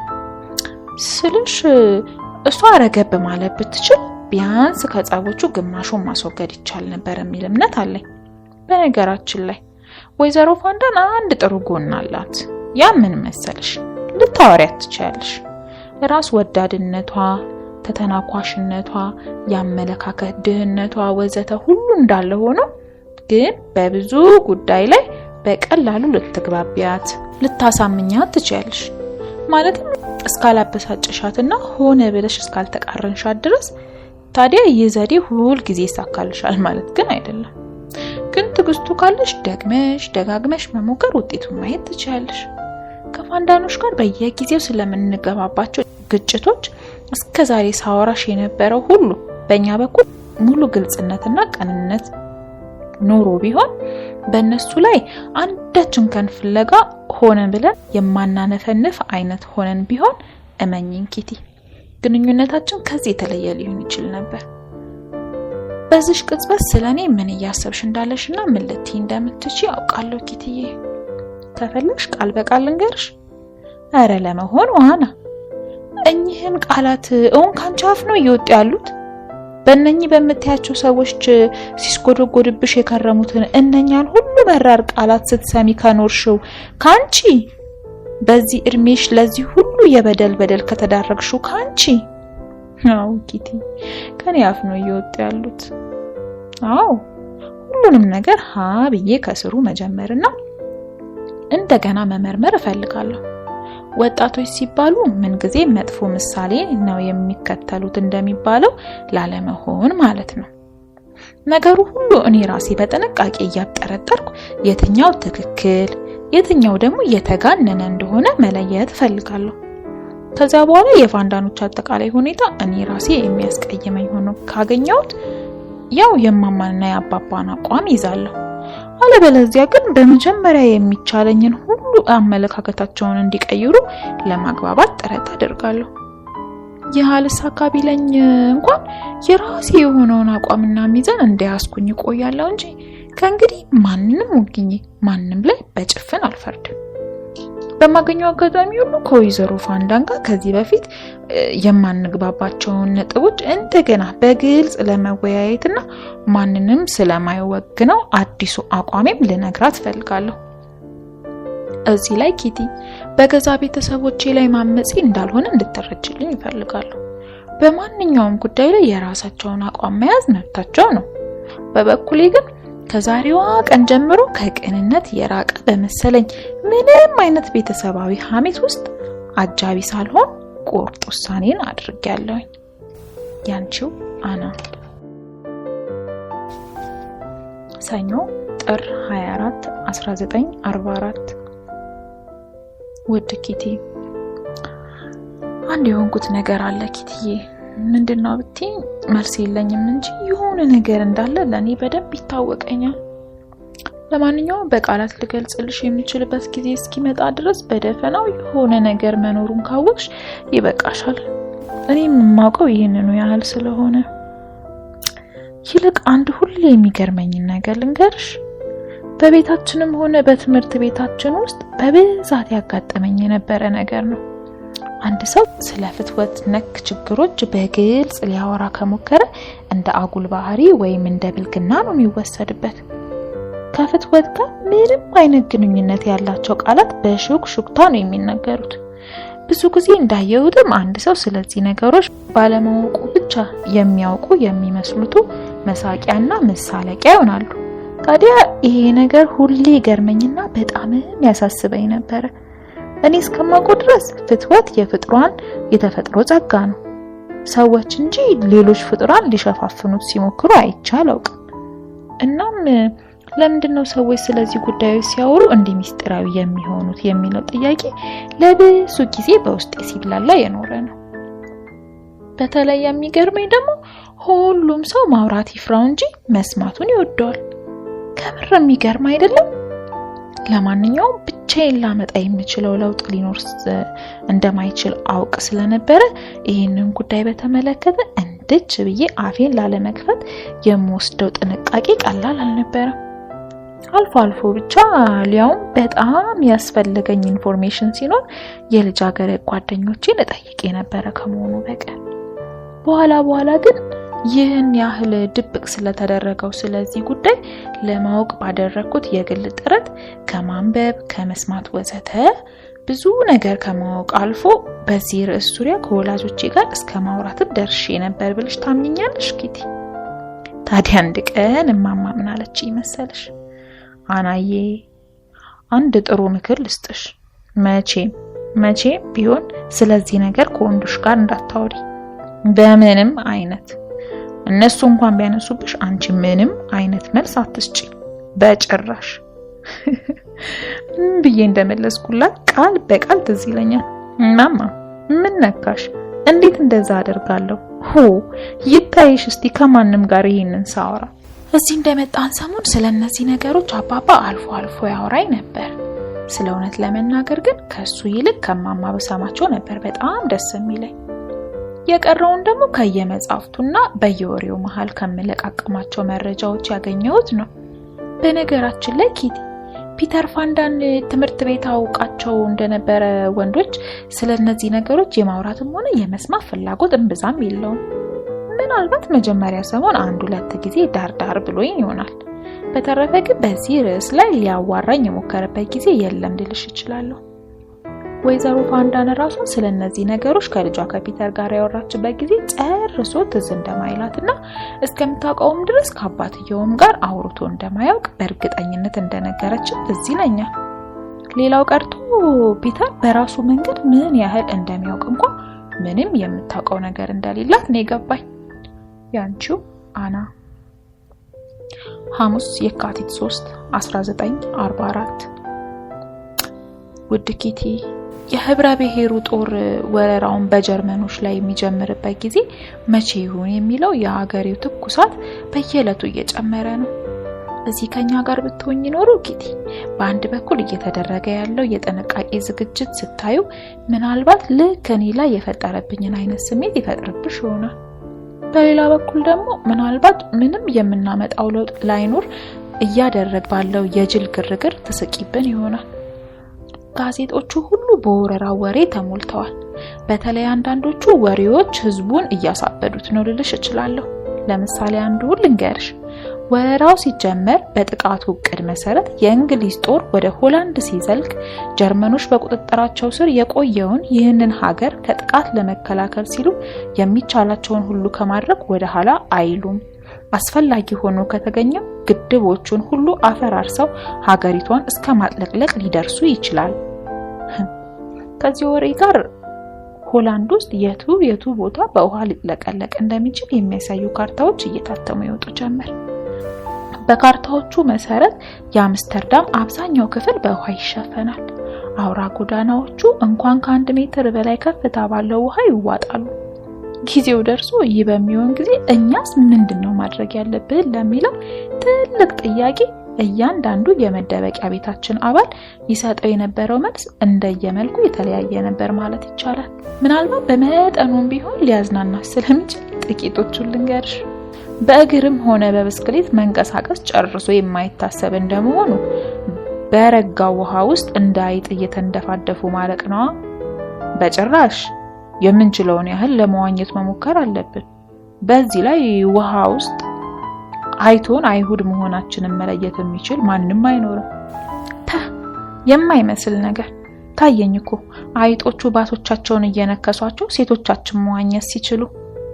ስሙኝ ወገኖቼ፣ ቀልዱ ቀልድ ነው። አነስተኛ ጀልባ ልናገኝ የምንችልበትን መንገድ ካሁኑ መፈለግ አለብን። ምንድነው ጭንቁ? እኔ የተሻለ ዘዴ ያውቃለሁ። እያንዳንዳችን ኮርኒስ ውስጥ ካሉት የእንጨት ሳጥኖች አንድ እናወጣና እሱ ላይ ቂብ ብለን ስናበቃ በሾርባ ማንኪያ ጭልፋ እየዘፈቀን ወደ አሻንበት። ኪቲዬ፣ በመጠኑም ቢሆን ሰሞኑን ስላለንበት አጠቃላይ ሁኔታ ግንዛቤ ያገኝሽ አይደል? አዎ፣ በዚህ መልኩ እያንዳንዱ ሰው የሚሰነዝራቸውን ሐሳቦች ብትሰሚ እንዴት የሚያዝናና ነገር አለው መሰልሽ። ቀኑ ደርሶ የተባለው ከሆነ ግን ተቃራኒውን ማየታችን የማይቀር ነው። ወረራውን በተመለከተ የተነሳው ሁለተኛ ጥያቄ ደግሞ ምን መሰለሽ? ጀርመኖች አምስተርዳምን ሙሉ በሙሉ ለቀው ቢሸሹስ ምንድነው የምናደርገው የሚል ነበር። እኛም ከተማውን ለቀን መውጣት ነው።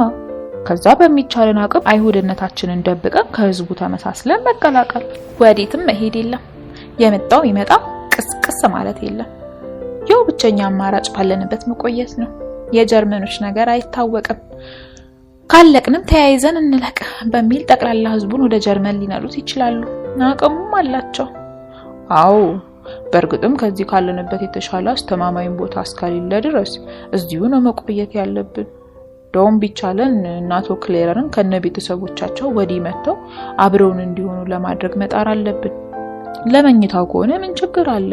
ገሚሶቻችን መሬት ላይ መተኛት እንችላለን። ጥሩ፣ እንግዲህ ባለን 60 ፓውንድ በቆሎ ላይ ተጨማሪ እንዲያመጡልን ለነሜፔ እነግራለን። ባቄላና አተርም እንዲሁ ተጨማሪ ያስፈልገናል። ለጊዜው 60 ፓውንድ የሚሆን ባቄላና 10 ፓውንድ የሚሆን አተር አለን። በዚህ ላይ ቅጠላቅጠልም 50 ጣሳ ገደማ የሚሆን እንዳለን አትርሱ።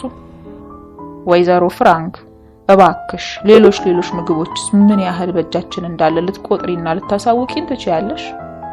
10 ጣሳ አሳ፣ 40 ጣሳ ወተት፣ 10 ኪሎ የወተት ዱቄት፣ 3 ጠርሙስ የሰላጣ ዘይት፣ 4 ጆግ ቅቤ፣ 4 ቆርቆሮ እሽግ ስጋ፣ 2 ጠርሙስ ስትሮበሪ፣ 2 ጠርሙስ ራስፔሪ፣ 20 ጠርሙስ ቲማቲም፣ 8 ፓውንድ ሩዝ። ይሄው ነው በቤቱ ያለው። ለነገሩ ስንቃችንስ የሚከፋ አይደለም። ግን እንደተባለው ተጨማሪ እንግዶች የሚኖሩን ከሆነ በቂነቱ ያጠራጥራል። በተረፈ ከሰልና የማገዶ እንጨት ለጊዜው ያለን ራሱ በቂ ነው። እንግዲህ ሌላው ሁላችንም ካሁኑ ልብሳችንን ውስጥ ልንደብቃቸው የምንችላቸውን ትናንሽ የገንዘብ መያዣ ከረጢቶች ብናዘጋጅ ጥሩ ነው። ምክንያቱም ባላሰብነው ሁኔታ ልንበታተን የምንችልበት አጋጣሚ ቢፈጠር እንኳን ከችግር መውጫ የሚሆንን የየራሳችን ትንሽ ገንዘብ መያዙ ብልህነት ነው። በበኩሌ የምለው ደግሞ በኋላ ችግሩ ድንገት ሲፈጠር ከመሯሯጥ ልንይዛቸው የሚገቡንም በጣም አስፈላጊ ነገሮች ካሁኑ ሊስት እናውጣና በየቦርሳችን ከተን ዝግጁ ሆነን መጠበቅ ያለብን። ግን ይቅርታ አድርጉልኝና አንድ ያልገባኝ ነገር አለ። አምስተርዳም በውሃ ተጥለቀለቀሽ ማለት እኮ ኤሌክትሪክም ሆነ ውሃ የግድ ይቋረጣል ማለት ነው። ታዲያ ስለ ምግብ ክምችት ማውራቱ ምን ትርጉም አለው? ይቋረጣ ምግባችንን በእንጨት እሳት ማብሰል እንችላለን። ውሃም ቢሆን ያሉንን ባዶ ጆጎችና ጠርሙሶች በሙሉ ከአሁኑ አጥበን በእነሱ ከያዝን በኋላ በቁጠባ መጠቀም ነው። ብቻ ምን አለፋሽ ኪቲ፣ ቀንም ሆነ ማታ የምሰማው የዚህን አይነት ወሬዎች ብቻ ነው። ስለ ወረራውና ሊያስከትል ስለሚችለው ችግር ብቻ። ለማንኛውም ተጨማሪ ምሳሌ የሚያስፈልግሽ አይመስለኝምና በዚሁ ይብቃሽ። እኔ ራሴ እየፈጠሩ ያሉትን አላስፈላጊ ግርግር ላለማየትና ላለመስማት ስል በሚቻለኝ ሁሉ ካጠገባቸው እያራኩኝ ጸጥ ብዬ ነው የምውለው የማመሸው። ስለ እውነት ነው የምልሽ ኪትዬ፣ ብኖርም ብሞትም ብዛም ግድ የማይሰጠኝ ደረጃ ላይ ደርሻለሁ። ምን ያስጨነቀኝ ነገር አለ? ዓለም እንደው አና ጎደለች ብላ ጉዞዋን አታቆም ነገር። መሆን ያለበት ነገር ከተወደደም ተጠላም የግድ መሆኑ አይቀር። ይልቅ ይህንን ለማገድ መሞከሩ ነው ከንቱ ድካም። ያንቹ አና። ቅዳሜ የካቲት 12 1944። ውድ ኪቲ፣ አልፎ አልፎ እንደማደርገው በኮርኒሱ በኩል ተንጠላጥዬ ጣሪያው ላይ ባለችው መስኮት መሰል ብቸኛ ክፍተት ብቅ አልኩና ጥራቱም ሆነ ደማቅ ሰማያዊ ቀለሙ ውቅያኖስ ወደ አስመሰለው ብሩህ ሰማይ አንጋጠጥኩ። ፀሐይቱ ፏ ብላለች። እጅግ ብራማ ቀን ነው። እጅግ ደስ በሚል ዝግታ እየነፈሰና ጸጉሬን እያራገበልኝ የሚያልፍ ንጹህ አየር። ኪትዬ፣ ምን አባቴ ነው የሚሻለኝ? እየናፈቅኩ ነው፣ ለጉዱ እየናፈቅኩ ነው ሁሉንም ነገር። አዎ ኪቲ፣ እንደ ልቤ ማውራትን፣ ነፃነቴን፣ ጓደኞቼን፣ የብቸኝነት ዓለሜን ምኑን ከምኑ ብዬ ልንገርሽ? ሁሉም ነገር በአይኔ ላይ የዞረ ነው። ሁሉም ነገር። አንድ በጣም እያማረኝ ያለ ነገር ደግሞ ምን መሰለሽ? መጮ ጉሮሮዬ እስኪሰነጠቅ እሪ ማለት ጧ ብዬ ልፈነዳ ያለው አይነት ይሰማኛል። እና ደህና አድርጌ ብጮህበት ሻል እንደሚለኝ አውቃለሁ። ግን ምን ታረጊዋለሽ? መጮ የምችልበት ቦታ አይደለም ያለሁት። ብቻ ምን አለፋሽ በጣም እየተረበሽኩ ነው። የሚያደርገኝን እያሳጣኝ ነው ኪትዬ። ከመቼውም በላይ መቁነጥነጤ በዝቷል። ከአንዱ ክፍል ወደ ሌላው ጡል ነው። በየመስኮቱ ስንጥቅ አፍንጫዬን እየወተፍኩ ንጹህ አየር ለመሳብ መታገል ነው። መነሳት ነው፣ መቀመጥ ነው። አሁንም እጄን ደረቴ ላይ እየለጠፍኩ የልቤን ትርታ ማዳመጥ ነው። መጨነቅ ነው፣ መጠበብ ነው። ኬቲ፣ መላው ጠፍቶኛል። ውስጤ በጸደይ ተሞልቷል ልልሽ እችላለሁ። በውስጤ አንዳች ጸደይ እየተነቃቃ እንዳለ ይሰማኛል። በአጠቃላይ በሰራ አካላቴም በመንፈሴም ይሰማኛል። የወትሮ ባህሪዬን ለማስመሰል ያህል እንኳን ማየት አዳጋች እየሆነብኝ ነው። ዞሮብኛል። የማነበው፣ የምጽፈው፣ የምሰራው ሁሉ ጠፍቶብኛል። አሁን በእርግጠኝነት የማውቀው አንድ ነገር ብቻ ነው። እየናፈቅኩ መሆኔ፣ እጅግ በጣም እየናፈቅኩ መሆኔ። ያንቺው አና።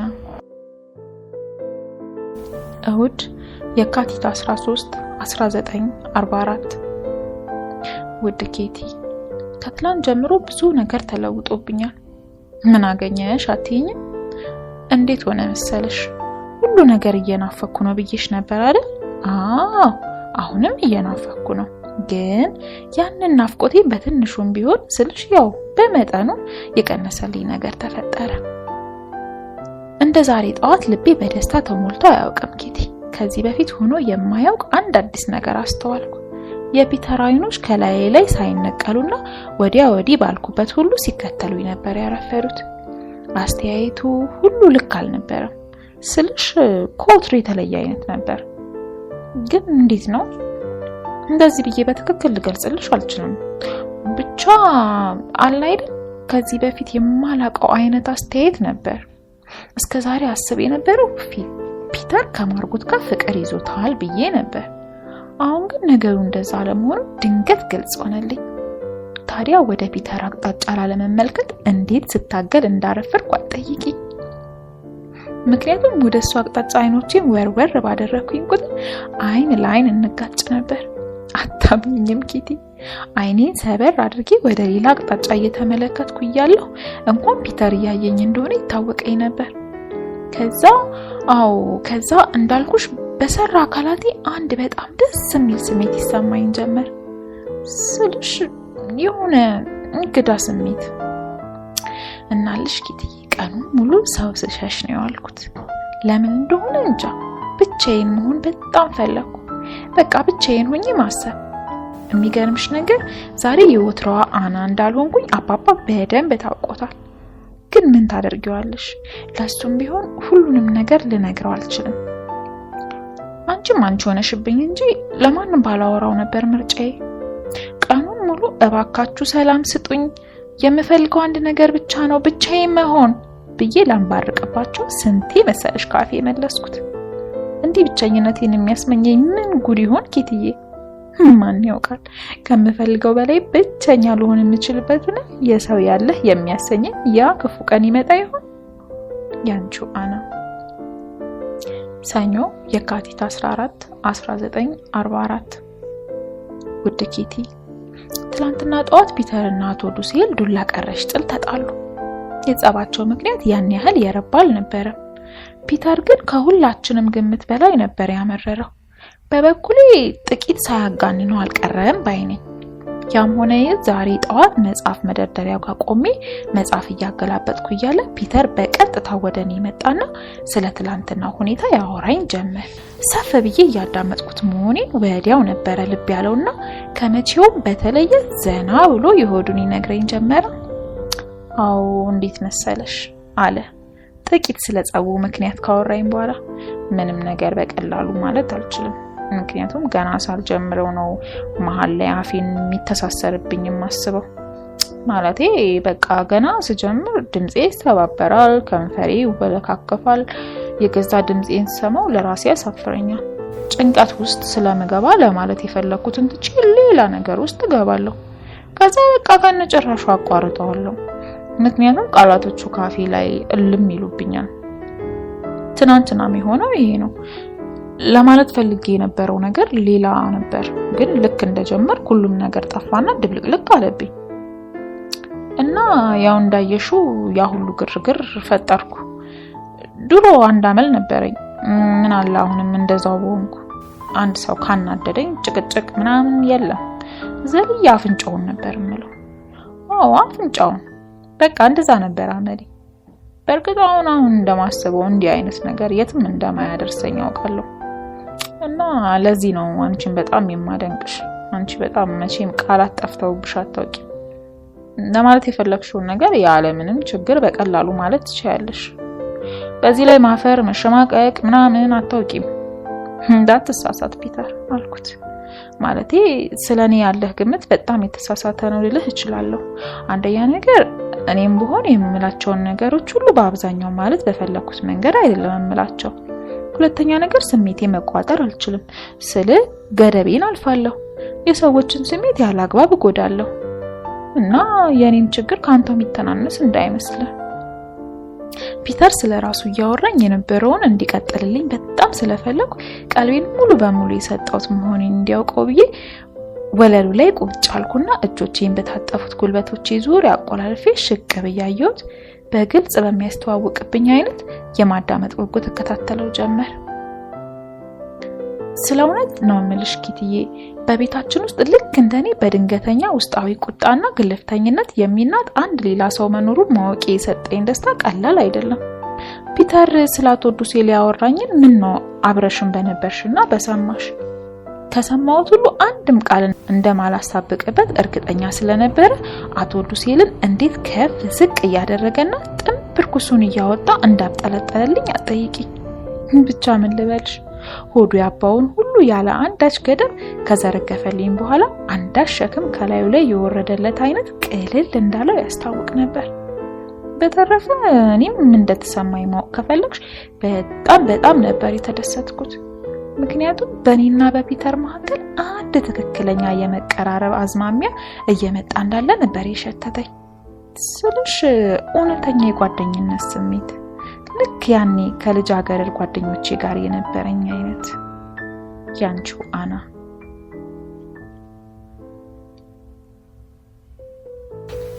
ረቡዕ የካቲት 16 1944። ውድ ኬቲ፣ ዛሬ የማርጎት ልደት ነበርና እንደነገሩ አከበርንላት። 6 ሰዓት ተኩል ላይ ፒተር ከክፍሉ ወጥቶ የማርጎትን የልደት ስጦታዎች ለመመልከት ወደ መካከለኛው ክፍል መጣና ከማርጎት ጋር ሲያወራ ብዙ ቆየ። ፍጹም ያልተለመደና አድርጎት የማያውቀው ነገር ነው። ከሰዓት በኋላም ቡና፣ ድንችና ሌላም ነገር ከምግብ ማስቀመጫችን ለማምጣት የምመላለሰው እኔ ነበርኩኝ። ይህ ለወትሮ የማርጎት ስራ ነው። ነገር ግን እስቲ በልደቷ ቀን እንኳን ዘና ብላተዋል ብዬ ነው ስራዋን የሸፈንኩላት። የሚፈልጉትን ሁሉ ለእነማማ ካቀራረብኩላቸው በኋላ ወደ ፒተር ክፍል ሄድኩ። በሩን ከፍቼ ጎራ ስል ፒተር እያጠና ነበር። ምን እያጠና እንዳለ በጠይቀው ፈረንሳይኛ መሆኑን ነገረኝ። ቅር የማይለው ከሆነ እኔም አብሬው ላጠና እንደምፈልግ ላቀረብኩለት ጥያቄ ፈቃደኝነቱን ገለጸልኝና ገብቼ ከሱ ትይዩ ከታጣፊው አልጋዋ ጫፍ ተቀመጥኩ። የፈረንሳይኛ ጥናቱን እያየሁለት ጥቂት ካስረዳሁት በኋላ ብዙም ሳንቆይ ነገር አለሙን ሁሉ ተውነውና ሞቅ ያለ ወሬ ጀመርን። ብሎልን ከዚህ ቦታ በሰላም ከወጣን ወደፊት ደች ኢስት ኢንዲያስ ወደሚባል ቦታ መሄድና በእርሻ ስራ ለመሰማራት እንደሚፈልግ ነገረኝ። እዚህ ከመምጣቱ በፊት ከቤተሰቡ ጋር ስላሳለፈው ህይወት በዝርዝር አወራልኝ። በስተመጨረሻ ብቻ ያም ሆነ ለማንም የማልሆነው ዋጋቢስ እንደሆንኩ ነው የሚሰማኝ ብሎ አረፈ። በጣም ስር የሰደደና እጅግ ጎልቶ የሚታይ የበታችነት ስሜት እንዳለበት በግልጽ ነገርኩት። ከዛ ደግሞ ስለ አይሁዶችና አይሁድነት ሲያወራኝ ቆየና አይሁድ በመሆን ፈንታ ክርስቲያን ሆኖ ቢሆን ነገሮች ሁሉ የዚህን ያህል ይከብዱበት እንዳልነበርና ቢችል ከጦርነቱም በኋላ ቢሆን ክርስቲያን መሆን እንደሚፈልግ ነገረኝ። ይህን ስትል መጠመቅ ፈልጋለሁ ማለትህ ነው ብዬ ስጠይቀው ነበር ጨርሶ ያልጠበቅኩትና ምን ነው ባልጠየቅኩት ያሰኘኝ መልስ ሰጠኝ። ምን መጠመቅ ያስፈልጋል? ከጦርነቱ በኋላ ሁሉም ነገር እንደ አዲስ ነው የሚጀመረው። አይሁድ የነበርኩ መሆኔን ማን ሊያውቅ ይችላል? እኔ ራሴ አይሁድ ነኝ ካላልኩ በቀር አለኝና አረፈ። ይህ አባባሉ እንዴት ነው ክው ያደረገኝ አትጠይቂኝ ኪቲ። በጣም የሚያሳዝን ነገር አይደለም? ለነገሩ ብዙ ጊዜ አስተዋልኩበትና ቅር ስሰኝበት የቆየሁት ባህሪውም ይህ ነበር። ስልሽ የሆነ የካሃዲነት ነገር በስሱም ቢሆን ይታይበታል። በተረፈ ከዛ በኋላ ስለ አባባ፣ ስለማማ፣ ስለ ሰዎች ልዩ ባህሪያት ወዘተ የተጨዋወትነውን ሁሉ ደስ የሚል ነበር። 10 ሰዓት ተኩል ገደማ ነበር የፒተርን ክፍል ለቅቄ ወጣሁት። ወደ ማታ ላይ እየነገረኝ አንድ ሌላ ነገርም ደስ የሚያሰኝ ነበር ልልሽ እችላለሁ። ስለ አንድ ከዚህ በፊት ሰጥቼው ስለነበረ ከክፍሉ ግድግዳ ላይ ከለጠፈው 1 ዓመት ተኩል ስላለፈ የፊልም ስታሮች ፖስተር እያወራን ነበር። ፖስተሩን ምን ያህል እንደሚወደው ከአባባሉ ስለተረዳው ሌሎች 1-2 ፖስተሮች ልጨምርለት እንደምችል ስነግረው ይቅርብኝ፣ እነዚህ ላይ እንኳን ምንም ባይጨመርባቸው ነው የሚሻለኝ። ለምን መሰለሽ በየቀኑ ሳያቸው ነው የኖርኩት። እናም ጓደኞቼ እየመሰሉ ይመጣዋል። እነዚህ መሃል አዲስ ፖስተር ብለጥፍ ልክ አዲስ እንግዳ የመላመድ ያህል ነው የሚሆንብኝ አለኝ። የሚያወራው ከልቡ ከሆነ ቅንጣት በማያጠራጥር አንጀት በሚበላ አንደበት። ገርምሻል ኪቲ። ፒተር ሞሽን ወይም ደግሞ ድመቱን ሁል ጊዜ የሚያቅፍበትና የሚያሻሽበት ዋነኛ ምክንያት አሁን ነው ከመቼውም በላይ ግልጽ ይሆነልኝ። አዎ ፒተርም በብቸኝነት የተጠቃና ፍቅር የጠማው ልጅ ነው። ያንቺው አና። አርብ የካቲት 18 1944። ውድ ኪቲ፣ አሁን ከመኝታ ክፍሌ ገና ስወጣ ከምንም በላይ የምጓጓለት ነገር ፒተርን ማየት ሆኗል። ከልቤ ነው ኪቲዬ። አንድ የምጠብቀው ነገር እንዳለኝ ማወቅ ብቻ ህይወቴ ትርጉም ያለው እንዲሆን አድርጎልኛል። እናም ለመጀመሪያ ጊዜ የመኖርን ጣዕም ማወቅ የጀመርኩ ነው። የሚገርምሽ ደግሞ ኪቲ፣ አድሎ ሲያድለኝ ስሜቴን በቁጥጥር ስር እያዋለ ያለው ይህ ልጅ ነው። ሌላው ሁሉ ቢቀር እንኳን ቢያንስ ከአይኔ ልርቅ የሚችልበት ምንም አይነት መንገድ የለውም። ድንገት ክንፍ አውጥቶ በኮርኒሱ በኩል ወደ ጣሪያው በምታስወጣው በዚያች ብቸኛ ክፍተት ካልበረረ በቀር በዚህ ላይ ተቀናቃኝ የለብኝ። ይቅርታ፣ ማርጎትን እንደ ተቀናቃኝ መቁጠር ስላልፈለኩ ነው። በነገራችን ላይ ኪቲ፣ ፍቅር ይዞኝ እንዳይመስልሽ፣ በጭራሽ እንደዛ አይደለም ነገሩ። እንዴት ነው በእኔና በፒተር መካከል አንድ ጥሩ ነገር ሊፈጠር ይችል ይሆናል የሚል ግምት ምን ጊዜም በውስጤ አለ። ስልሽ የሆነ መተማመን ያለበት ጥሩ አይነት ጓደኝነት። በዚህ ምክንያት ትንሽ ሰበብ ካገኘው ወደሱ ክፍል ከመሄድ ወደ ኋላ አልልም። ደግሞ ልጁ ራሱን እንደበፊቱ እንዳይመስልሽ። ያ እንዴት ብሎ ወሬ እንደሚጀምር ይጨንቀው የነበረው ልጅ አሁን አውርቶ የማያልቅበት ሆኗል ነው የምልሽ። ቻው ብዬ ከወጣው በኋላ እንኳን በሩ ድረስ እየተከተለ የሚያዋራኝ ነገር አለው። ከፒተር ጋር እየፈጠርኩ ያለውትን ይሄንን አዲስ ግንኙነት እማማ ብዙም አልወደደችውም። ደጋግማ የምትነግረኝ ልጁን እየረበሽኩት እንዳለሁና ሰላም ልሰጠው እንደሚገባኝ ነው። አይገርምሽም ኪቲ? ስለ እውነት ለመናገር እማማ እኔን እንዲህ ምንም አይምሮ እንደሌላት ኤሊ መቁጠሯ አግባብ ነው? ይብዛም ይነስም የራሴ የሆነ የማመዛዘኛ አይምሮ እንዳለኝ እንዴት ነው የማይገባት? ወደ ፒተር ክፍል ስገባ ባየችኝ ቁጥር እንዴት እንደምትገላምጠኝ ልነግርሽ አልችልም። ከሱ ጋር ቆይቼ ሁላቸውም ተሰብስበው ወደሚያወጉበት ወደ መካከለኛው የጋራ ክፍል ስመለስ ደግሞ እስካሁን የት ነበርሽ በሚል ደደብ ጥያቄ ታፋጠኛለች። ብቻ ባጭሩ ጊቲ እማማ ከአቅሜ በላይ ነው እየተነጫነጨችብኝ ያለችው። በጣም የሚያስጠላ ነገር። ያንቺው አና። ቅዳሜ የካቲት 19 1944። ውድ ኪቲ፣ ከቀትር በፊት በአብዛኛው ጸጥታማ ሆኖ ነበር ያለፈው። እነማማን አጠባና ጽዳት ምናምን ስረዳቸው አረፈድኩ። በተረፈ ከሱ ጋር እንዲሁ ኮዲ ወዲያ ስትተላለፍ አንድ ሁለት ቃላት ከመለዋወጥ ያለፈ ያደረግነው ቀርርብ አልነበረ። ከቀኑ 8 ሰዓት ተኩል ላይ ለመተኛት ለማንበብ ወይም ደግሞ ያሻውን ለማድረግ ሁሉም ወደ የክፍሉ ሲገባ እኔም ተራሴን ብርድ ልብሴን ምናምን ያስኩና ባዶ ወደ ነበረው ወደ መካከለኛው የጋራ ክፍላችን በመሄድ ሶፋው ላይ ተመቻችቼ ተቀመጥኩ። ወይ ለማንበብ ወይ ለመጻፍ ማለት ነው። ግን እንዳሰብኩት አልሆነልኝም። ማንበቡም መጻፉም እምቢ አለኝና ቁጭ ብሎ መተከዝ ብቻ ሆነ። በዚህ ሁኔታ ጥቂት እንደቆዩ አንጎሌ ውስጥ የሚሯሯጠው የሐሳብ ግርግር ድንገት ከአቅሜ በላይ ሆነብኝ መጣ። ከፊት ለፊቴ ካለው ጠረጴዛ ላይ ተደፋውና ለጉዱ መንሰቅሰቅ ጀመርኩ። እንባዬን እንደ ጎርፍ እየወረደ ጠረጴዛውን አራሰው። ከየት መጣ ሳይባል ድንገት በከበበኝ የሐዘን ደመና ክፉኛ ተዋጥኩ። ኬትዬ፣ የዛሬውስ የጉድ ነው። ምን ነው እሱ በመጣልኝና ትንሽ እንኳን ባጽናናኝ ብዬ እየተመኘው እንዲሁ ምኞቴ ሆኖ ቀረ። 10 ሰዓት ገደማ ላይ ነበር ተነስቼ ወደ ክፍሌ የገባሁት። ክፍሌ እንዴት እንዳስጠላኝ አትጠይቂኝ ኪትዬ። ብዙም ሳልቆይ እንደገና ወጣሁኝና መካከለኛው ክፍል ውስጥ ጥቂት ወዲያ ወዲህ ስል ቆየሁ። ድንገት ከክፍሉ ቢወጣና ብንገናኝ በሚል አዲስ ተስፋ። አታምኝኝም፣ ለአፍታ ያህል ሽንት ቤት ገብቼ ጸጉሬን አስተካክዬና ፊቴን አባብሼ ስወጣ በዚያች አጭር ቅጽበት ለድመቱ ውሃ ቀርቶ ተመልሶ ወደ ክፍሉ ሲገባ ከጀርባው አየሁት። እንባዬ እንደገና ክፉኛ ተናነቀኝና ተመልሼ በሩጫ ወደ ሽንት ቤት። ልክ እንደገባው ከመስታወቱ ፊት ለፊት ቆምኩና የገዛ ምስሌ ላይ አፈጠጥኩበት። በሁለቱም ጉንጮቼ ቁልቁል እየወረደ ደረቴ ላይ የሚንጠባጠበው እንባዬ ቀዩን ቀሚሴን እርጥበት በፈጠራቸው ቡናማ ነጠብጣቦች አሽጎረጎረው። በዛይ ሰዓት ምን ያህል እንደከፋኝ ለመገመት አትሞክሪ ኪትዬ፣ ምክንያቱም ይልቅ አንጎሌ ውስጥ እንደ በረሮ ይርመሰመሱ ከነበሩት የሐሳብ መንጋዎች ጥቂቱን እኔ ራሴ ልንገርሽ። በዚህ መንገድ መቼም የፒተርን ልብ ልቀርበው አልችልም። ደግሞስ ማን ያውቃል፣ እስከ ጭራሹ አይወደኝም ይሆናል።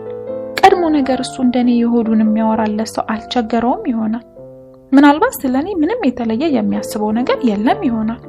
አዎ ወደድኩም ጠላሁም ወደ ብቸኝነቴ መመለስና እንደ ቀድሞ መቀጠል ይኖርብኛል። ያለ ምንም ጓደኛ እንዲሁም ያለ ፒተር ራሴን ችዬ መቆም መቻል አለብኝ።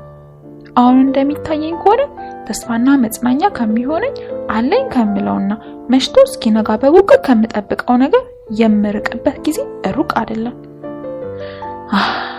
ምን ነው ይሄንን ሐሳብ ያደከመው ራሴን አንድ አፍታ እንኳን ትከሻው ላይ ደገፍ ባደረኩትና እንዲያስጨነቀኝ ባለው የብቸኝነት የልብን ማጣት ክፉ ስቃይ ለጊዜውም ቢሆን ይባልኩ። ግን ማን ያውቃል፣ ከነጭራሹ ስለኔ ምንም የተለየ ደንታ የለውም ይሆናል እኮ። ማለትም ቤታችን ውስጥ ያሉትን ሁሉ የሚያይበት አይኑ ይሆናል የሚያየኝ። ምናልባት ለኔ የተለየ አመለካከት ያለው እንዲመስለኝ ያደረገኝ የገዛ የቁም ቅዠቴ እንደሆነስ። ኦ ፒተር፣ ምን ነው እንዴት እንዳለሁ ባየኸኝ? ምን ነው ድምጽ አልባ ጩኸቴን በሰማኸኝ? የሆነ ሆኖ ኬትዬ ወደ አመሻሹ ላይ በመጠኑም ቢሆን እየተረጋጋሁኝ ደግሞ ላይመለስ የከሰመ የመሰለኝ ተስፋዬም ቀስ በቀስ እያንሰራራልኝ መጣ። ምንም እንኳን አሁንም አልፎ አልፎ ሳላስበው ድንገት ግጥም የሚልብኝን ምን አባቴ እንደማደርገው መላው ቢጠፋኝም። ያንቺው አና። ረቡዕ የካቲት 23 1944። ውድ ኬቴ፣ በጣም ደስ የሚል ቀን ነው። የውጭው የአየር ሁኔታ የሚጠገብ አይነት አይደለም። እኔም ከትላንት ጀምሮ መንፈሴን በእጅጉ ተነቃቅቷል ልልሽ እችላለሁ። ጧት በዚያሽ በነገርኩሽ በኮርኒሱ በኩል እየተንጠላጠልን በመንወጣባት ክፍተት ጣሪያው ላይ ወዳለው ዙሪያ የተተከለ ነገር ግን ከላይ ክፍት የሆነ ገላጣ ወለል እየወጣው ፀሐይ ሞቃለሁ። ያን ነገርኩሽ ነገር ኪቲ፣ ይህ ቦታ ፒተር የተለያዩ ጉልበት ስራዎች የሚያካሂድበት ሲሆን እኔና ማርቆት አንዳንድ ጊዜ ልብስ የምናጥብበትና የምናሰጣው እዚሁ ነው። እዚህ ቦታ አንድ በጣም የምወዳት ጥጋለች። አብዛኛውን ጊዜ እሷ ጋር ቆሜ ወይ ተቀምጬ ነው ሽቅብ እያንጋጠጥኩ ጥርት ያለውን ሰማይና በየራሳቸው ስልት አየሩን በክንፋቸው እየቀዘፉ ሆነ ተብሎ የተቀናጀ በሚመስል የዳንስ ብር የሚንሳፈፉትን ወፎች፣ አሞሮች በቅናት አይኔ ማጤ ናቸው። ታዲያ ዛሬ ጠዋትም እዚያች ቦታዬ ላይ ነበር የተቀመጥኩት። ፒተር አጠገቤ ያለው ግድግዳ ተደግፎ ቆሟል። እየማግነው ባለው ንጹህ አየር ያየነው በነበረው ሰፊ ሰማይ ምናልባትም እኔና እሱ ብቻችንን በመሆናችን እያጣጣምን የነበረው ጊዜያዊ ሐሴት በቃላት ላለመስበር የተስማማን አይነት ትንፍሽ ሳንባባል ብዙ ቆየ። ከዛ ፒተር በመጀመሪያውኑ ወደ የመጣበት ጉዳይ ትዝ አለው መሰለኝ። ከፊት ለፊታችን ካለው ግድግዳ ጥግ ተቆልሎ ወደሚገኘው የማገዶ እንጨት አመራና መጥረቢያውን አንስቶ ከቁልሉ መሃል እንጨት እየመዘዘ መፍለጥ ጀመረ። ያን የመሰለ ውብና የሚሞቅ ስሜት ሰብሮ መንቀሳቀሱ ላፍታ ያህል ቅር ያሰኘኝ ቢሆንም ኃላፊነቱን አለመዘንጋቱ በጣም ወደድኩለት። ከሩብ ሰዓት ለማያንስ ጊዜ ነበር እንጨት ፈለጣው የተካሄደው። የሁሉ ሲሆን ከእኔም ሆነ ከእሱ የወጣ አንድም ቃል አልነበረ። ለካ በጸጥታ ብዙ ማውራት ይቻላል ኪትዬ። ከዚያው ከተቀመጥኩበት ሆኜ ግን እያንዳንዷን እንቅስቃሴውን እከታተል ነበር። እናም አንድ ነገር አስተዋልኩ። ወንድነቱንና አካላዊ ጥንካሬውን ለኔ ለማሳየት የሚቻለውን ሁሉ እያደረገ ነበር። አልዋሽሽም ኪቲ፣ ይህንንም ነገሩን ወደድኩለት። ከተቀመጥኩበት ብድግ አልኩና አይኖቼን በጣሪያው ላይ አሻግሬ ከፊቴ በስፋት የተንጣለለውን የአምስተርዳምን ከፊል ገጽታ ማየት ጀመርኩ። ያረጁ ጣሪያዎች፣ አዳዲስ ጣሪያዎች፣ በየመሃሉ የተሰገሰጉ ዛፎች፣ እንደ ዳንቴል የተወሳሰቡ መንገዶች፣ ከርቀት ደግሞ የከተማው ጠርዝና ሰማዩ የተነካኩበት የወሰን መስመር፣ በውል የማይለይበት ግራጫ አድማስ። በዚያው ምን እንዳሰብኩኝ ታውቂያለሽ ኪቲ? ይህ ሁሉ ነገር እስካለ ድረስ አልኩ፣ ይህ የፀሐይ ብርሃን፣ ይህ ከውሃ የጠራ ሰማይ፣ ይህ የማይጠገብ ንጹህ አየር፣ ይህ ሁሉ የተፈጥሮ ቸርነት እስካለ ድረስ ደስታ ሊርቀኝ የሚችልበት ምንም ምክንያት የለም። አዎ ኪቲ፣ ፍርሃት ለወረራቸው፣ ብቸኝነት ላጠቃቸውና ደስታ ለራቃቸው ሁሉ ዋነኛው መድህን ነው ብዬ የማምነው ምን መሰለሽ?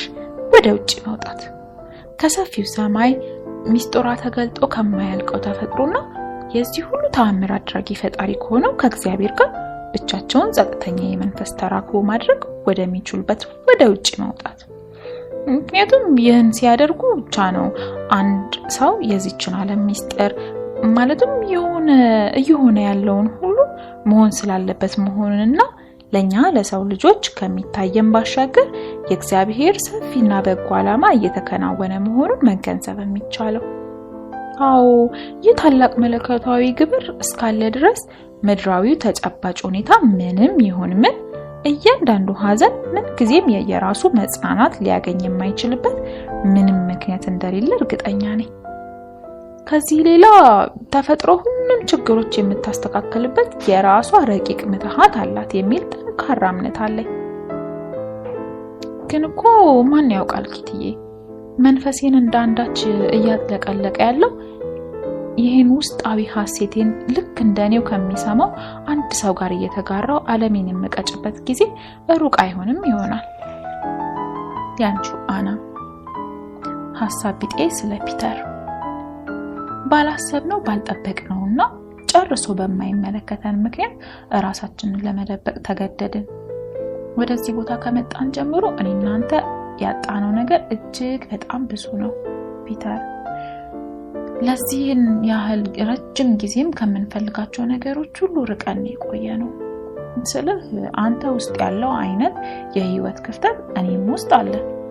እያወራው ያለው ስለ ውጫዊ ነገሮች አይደለም። ውጫዊ ነገሮችን በተመለከተማ ቤተሰቦቻችን የሚቻላቸውን ያህል እያደረጉልን ያሉት። እኔ ልልህ የፈለኩት ውስጣዊ ችግሮቻችንን፣ ስለ ውስጣዊ ክፍተቶቻችን ነው። አዎ ፒተር፣ እኔም ልክ እንዳንተ የፍቅር ያለ፣ የነጻነት ያለ፣ የንጹህ አየር ያለ፣ የሆዴን የምተነፍስለት ሰው ያለ እያል የከረምኩ ልጅ ነኝ። ታዲያ ለነዚህ ላጣናቸው ነገሮች ሁሉ በቂ ማካካሻ የሚሆነን ነገር አለን ብዬ ማመን ጀምሬያለሁ። ዛሬ ጠዋት በመስኮቷ ፊት ለፊት የተቀመጥኩ ጊዜ ነበር ይህ ነገር ድንገት ብልጭ አለልኝ። ማካካሻ ስለ የውስጥ የነፍስ ውስጥ ማካካሻ ማለቴ ነው። አይኖቼን በርቀት ወደ ውጭ አሻገሬ ወደ ተፈጥሮና ፈጣሪዋ ጥልቅ ምስጢር ስትመለከት አንዳች ልዩ ደስታ ነበር የተሰማኝ። በምንም መለኪያ ሊሰፈር የማይችል ልዩ ሐሴት እና ፒተር፣ የምልህ ደስታ በውስጤ እስካለ ድረስ በተፈጥሮ ረቂቅ ምትሃት ሐሴት ማድረግ እስካልቻልኩ ድረስ ሙሉ ጤና እስካለኝ ድረስ ስለ አንድ ሰው እነኚህን ነገሮች እስካሉት ድረስ ርቆት የነበረውን ደስታ መልሶ ማግኘት የማይችልበት ምንም ምክንያት አለ አይመስለኝም። ሀብት ንብረት ቢጠፋብህ መልሰህ ስለማግኘት እርግጠኛ መሆን አትችልም። እንደጠፋም ሊቀር የሚችል ነገር አለ። ደስታ ግን ጠፍቶ ሊቀር የሚችል ነገር አይደለም። ጊዜያዊ በሆነ ከፈን ሊጋረድ ብቻ ነው የሚችለው። እናም በህይወት እስካለህ ድረስ ያንን ከፈን ልትገልጠው እድሉ አለ። ያለምንም መሸማቀቅና ፍርሃት የሰማዩን መንበር በሙሉ አይንህ ማየት እስካልቻልክ ድረስ ውስጥህ ሙሉ በሙሉ ንጹህ እስከሆነ ድረስ እመነኝ ፒተር፣ እዚህ ሁሉ ችግር ውስጥ ሆነህ ደስታ ማግኘት ትችላለህ። ያንቺው አና። እሁድ የካቲት 27 1944። ከውድም ውዷ ኪቲ፣ ከዛሬ ጠዋት እስከ ማታ እንድቹ ስለ ፒተር ብቻ ሳስብ ዋልኩልሽ። ቆሜም ተቀምጬም ስተኛም ስነሳም ብቻ በአጠቃላይ በህልሜም በውኔም ከፒተር ምስል ከአይኔ ላይ ለደቂቃም ዞር ሳይልልኝ ነበር ቀኑ ያለፈው። አሁን እኔና ፒተር ከውጭ ስንታይ የምንመስለውን ያህል የተለያየን አይደለንም። እንደውም በአብዛኛው አንድ አይነት ነን የሚል ጠንካራ ስሜት እየገባኝ ነው ኪቲ። ምክንያት የምመሰለሽ፣ ለምሳሌ እኔም እሱም የእናት እጥረት አለብን። የእሱ እናት ውስጥ አቃፎ አስመሳይ፣ አጉል፣ ድሪያ የምትወድ እሱ ስለሚያስበው ሆነ ስለሚጨነቅባቸው ነገሮች ደንታ የሌላት፣ በአጠቃላይ አነጋገር ላይ ላዩን የምትኖር ሴት ናት። የኔዋ በእርግጥ ስለኔ ብዙ ትጨነቃለች፣ እንደውም ከሚገባው በላይ ማለት ይቻላል። ይሁን እንጂ ነገሮችን በትክክል የመረዳት ችግር ያለባትና እውነተኛ እናትነት የሚጠይቀውን ብስለት በእጅጉ የሚጎላት ናት። እኔና ፒተርን የሚያመሳስሉን ሌሎች ነገሮችን ልንገርሽ። ሁለታችንም ከውስጣዊ ስሜቶቻችን ጋር የማያቋርጥ ትግል ስናደርግ የምንኖር ነን። ሁለታችንም በብዙ ጉዳዮች ላይ እርግጠኛ መሆን የተሳነን ነን። ሁለታችንም በሰዎች መካከል እያለን ብቸኝነት የሚሰማንን፣ ሁለታችንም ስሜታችን በጣም ስስ ከመሆኑ የተነሳ ትንሽ ስንነካ ቶሎ ግንፍል የሚለን ነን። ብቻ ምን አለፋሽ ኪቲ፣ በአብዛኛው አንድ አይነት ነን። በእርግጥ ለእያንዳንዱ ክስተት የምንሰጠው ምላሽ የየራሳችን ነው ልልሽ እችላለሁ። ለምሳሌ ሊያበሻቅጡኝና ሊያመነጫጭቁኝ ሲሞክሩ እኔ የማደርገው ምን መሰለሽ? መሸሽ፣ መራቅ፣ መጥፋት ያስመኘኛል። ይህን ማድረግ ግን የሚቻለኝ እንዳልሆነ ስለማውቅ ሌላ ዘዴ እጠቀማለሁ። በመጀመሪያ የተጎዳ ስሜቴን እደብቅና ምንም ያልሆንኩ አስመስላለሁ። ከዛ በኋላ ልክ የኔን አንጀት እንዳሳረሩት አንጀታቸውን እርር እስኪል እንደ ጉድ እበጠብጣቸዋለሁ። አይኔን ማየት እስኪያስጠላቸው ብግን አደርጋቸዋለሁ። እሱ ግን በተቃራኒው ምን ያደርጋል መሰለሽ? እዚያው ክፍል ውስጥ ይመሽጋል። ከማንም ጋር መነጋገር ያቆማል። ብቻውን ይቆዝማል። የራሱ በሆነ የህልም ዓለም ውስጥ ይውላል፣ ያመሻል።